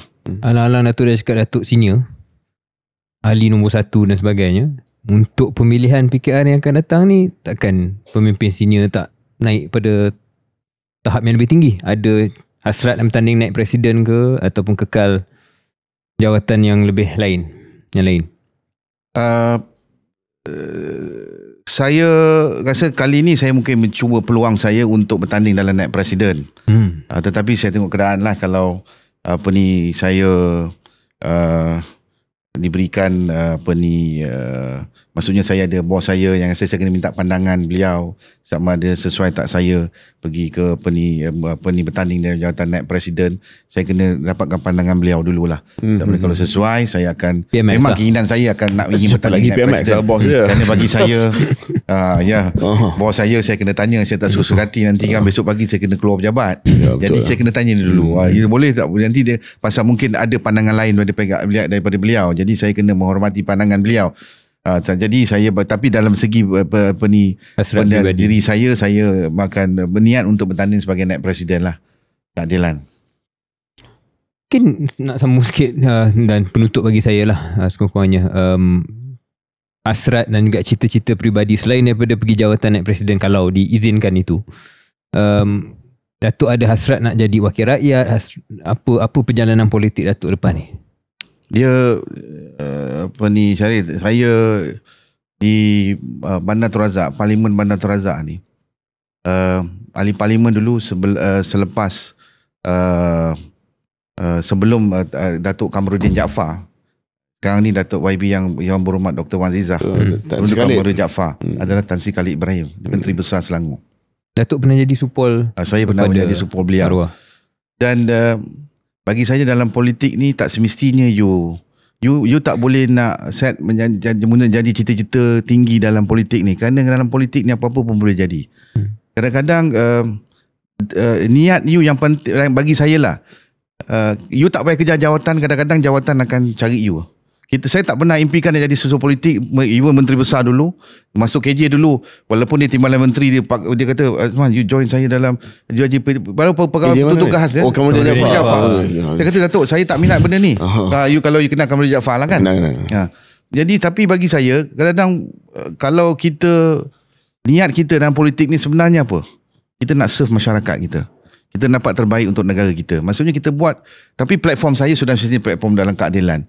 Dan kalau Tuhan kata insyaAllah satu hari nanti kalau saya bertanding dan saya menang dan saya jadi apa pun, bagi saya terima. Kerana kita tak boleh jadikan cita-cita dia. Kalau kita dulu sekolah, cita-cita nak jadi apa? Nak jadi askar. Cita-cita nak jadi doktor. Kita boleh cakap macam tu.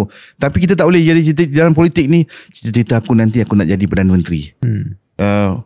Bagi saya cita-cita aku ni aku nak jadi Menteri Dalam Negeri. Kita dalam politik ni tak boleh begitulah. Pandangan saya lah. Lain KJ mungkin cita-cita nak jadi Perdana Menteri. Sama juga dengan PMX kot. Dah lama dia cakap nak jadi Perdana Menteri. Tapi dia jadi Perdana Menteri itu lain lah. So, untuk orang tertentu mungkin boleh pakai benda tu. Tapi bagi saya itu tidak bagi saya lah. Bagi orang yang mungkin kita sama. Bagi orang yang dia mungkin berbeza kan. Itu pandangan saya. Makam lain-lain. Makam lain-lain lah. Dua soalan terakhir daripada saya. Pertama, Tok, ni cerita yang isu terkini lah, berkenaan dengan keahlian antara UMNO dengan PKR ni. Sebab ada seorang individu yang sedang status keahlian dia masih lagi tak menentu. Sekarang dia masih lagi UMNO tapi dah ada perbincangan dengan ni. So Tok, apa dia punya gentleman agreement lah di kalangan parti-parti dalam kerajaan sekarang ni, walaupun PKR dengan UMNO berbeza dari segi coalition ya, tetapi you are together in the government.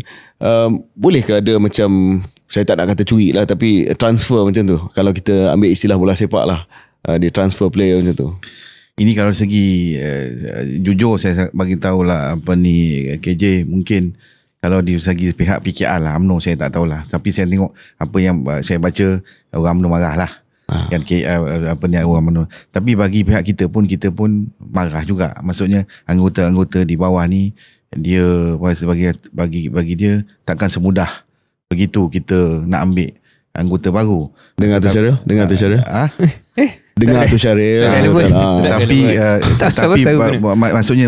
maksudnya kerana status dia kalau katakan dia ahli anggota UMNO biasa, okey lah, mungkin tak ada sangat orang UMNO akan mungkin marah atau bising pasal ni, kerana dia mungkin status dia tu dia seorang yang ada jawatan besar dalam kerajaan.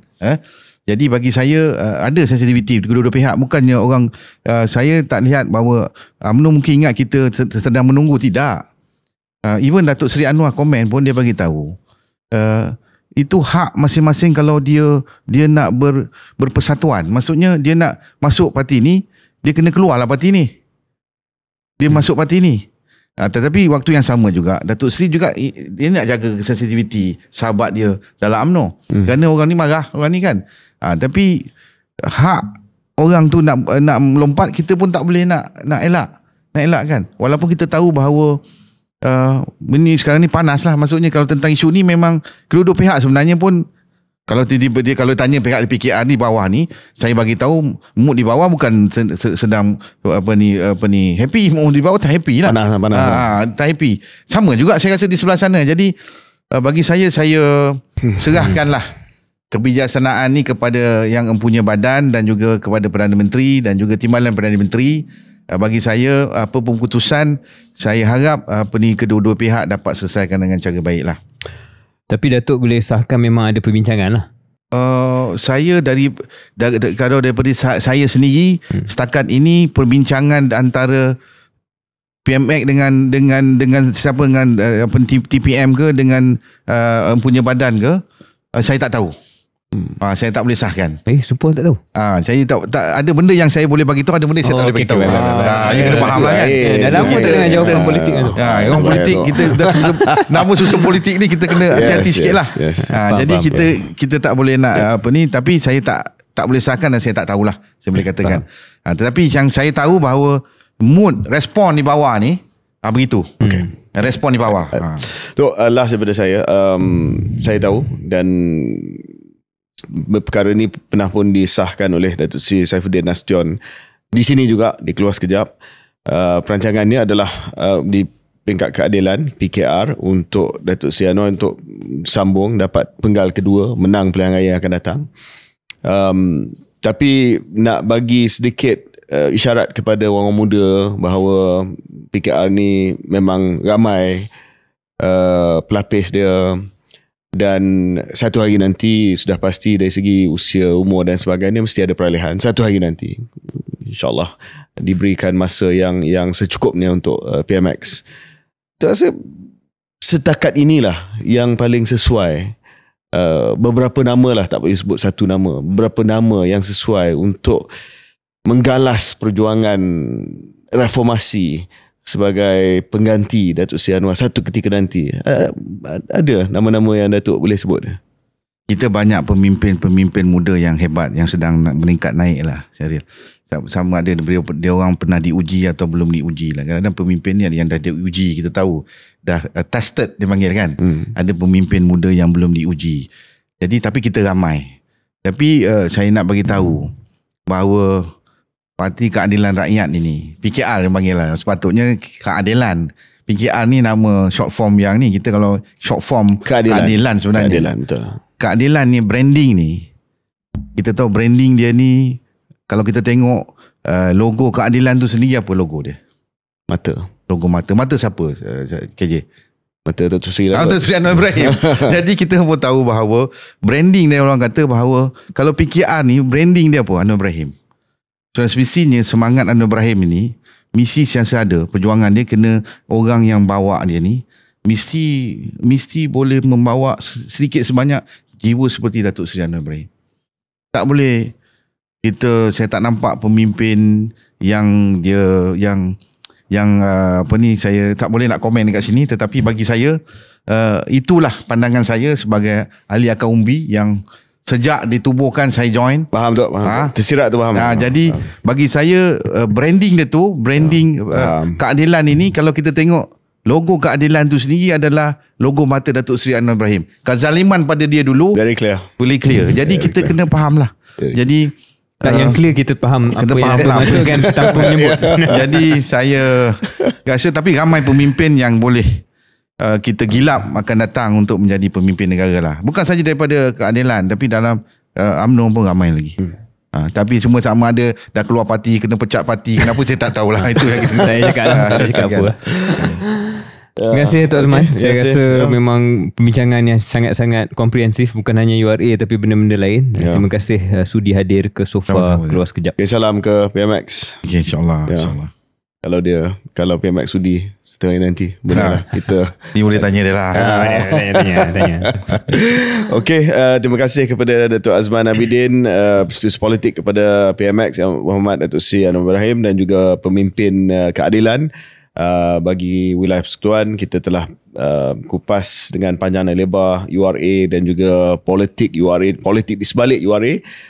Dan kita sempat sembang juga panjang lebar berkenaan dengan politik PKR, politik PH dan juga politik hubungan bersama dengan Barisan Nasional. Anything else? No, that's it. Yeah? Okay. Terima kasih Dok. Terima kasih semua.